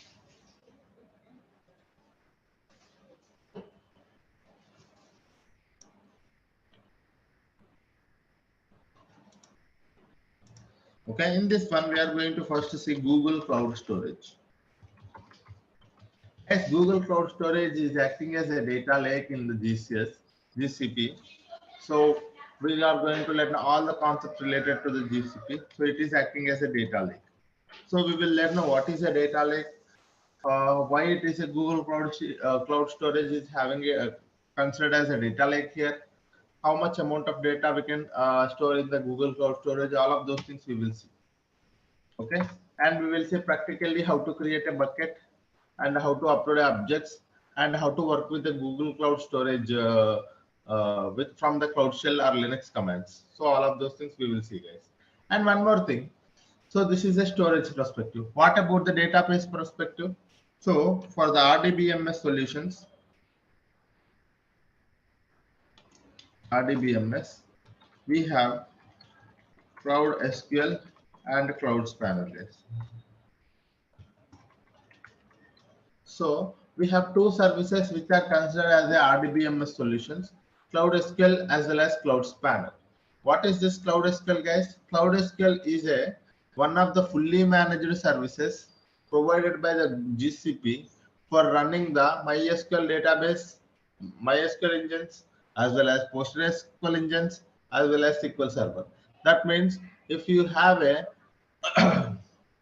on-premises MySQL, if you wanted to migrate it to the same MySQL with the same version to the cloud, you have these services available, readily available, guys. Okay, so this is a Cloud SQL and Cloud Spanner that we are going to see in our sessions. Instead, I would say here like this.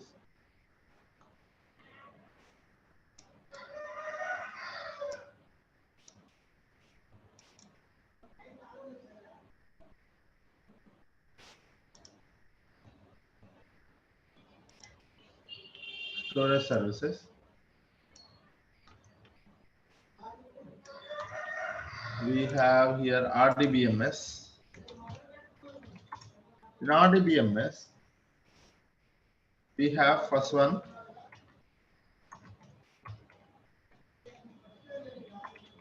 Cloud SQL. Second one is Cloud Spanner. Okay, these are the two services comes under RDBMS. What about a NoSQL databases, guys? If you ask me, so in a NoSQL databases, we have a big table.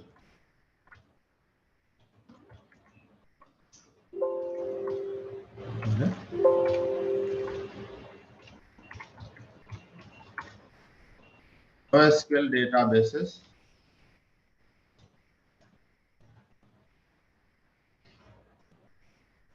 So we have big table,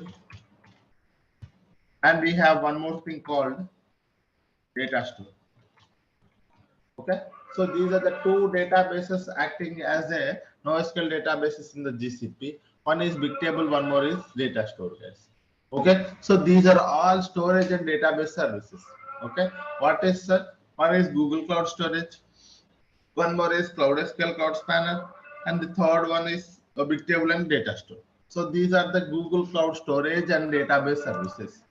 Okay. So what about the other big data tools that we are learning, sir? If you ask me, the big data tools that we are learning here is because we do get the data from a multiple data sources, right? We do get the data from multiple data sources.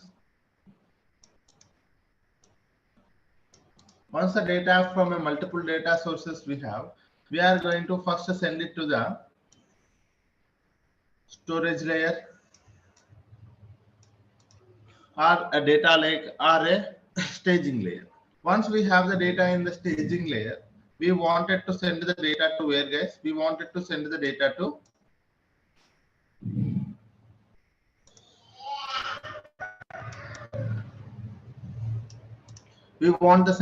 send that data to the data warehouse. After that, there will be a different users will be there. Either it will be an ad hoc request, or it will be a reporting purposes, or it will be a business manager asking for a requirement.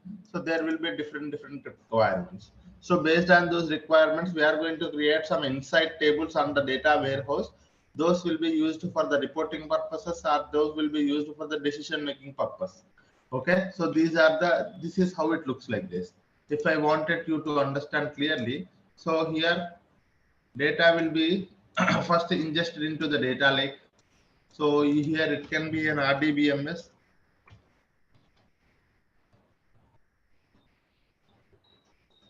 It can be a web server on an application. It can be a web server on an application, guys. Or it can be a CSV file from an application or IoT data from an IoT application. So you get a data from a multiple data sources. You try to ingest the data into the data lake. So this is your data lake, guys. You try to ingest the data into the data lake. And once you have the data in the data lake, you try to first send the data to the where, guys. You try to process the data and send it to the data warehouse. Okay, what you are doing, guys, here, you are trying to process the data. Okay, process the data, transform the data, clean the data, whatever the things you name it, all of those things, guys. Okay, you try to process the data and send it to the data warehouse. Finally, as per the business requirements, it will be creating a ML models. There will be a dashboard requirements. There will be ad hoc requirements. So based on the BA requirements or ML or some ad hoc requirement.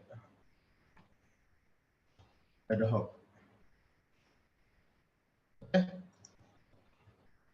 So this is how it will be, guys. Okay. So this is what is the typical architecture of a data world, guys. A data engineering, in a data engineering, what we will do in a high level, if you want you to understand, this is what we do, guys. So we will be working on an ingestion process. Here it is a source, guys. You can think this is a source. Okay. From source to the staging or a data lake. People call it as a storage layer. Okay. And here we are going to do what, guys? Ingestion, right? Ingestion are collecting the data. And what we are doing is we are doing process. What we are doing in a data warehouse, we are trying to analyze the data, transform or analyze, right? Transform, finally analyze. Analysis.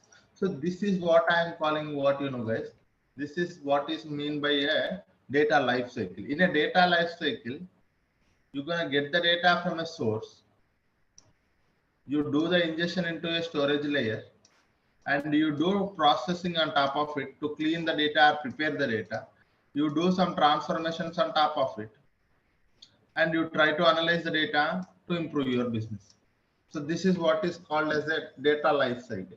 In a data life cycle, ingesting the data, collecting or ingesting the data, and storing the data, processing or transforming the data, finally analysis, or you can also say dashboards, report creation. You can also say report creation, reporting. Okay. Reporting. Okay, so this is what is the typical life cycle, data life cycle, guys. In a data life cycle, this from the source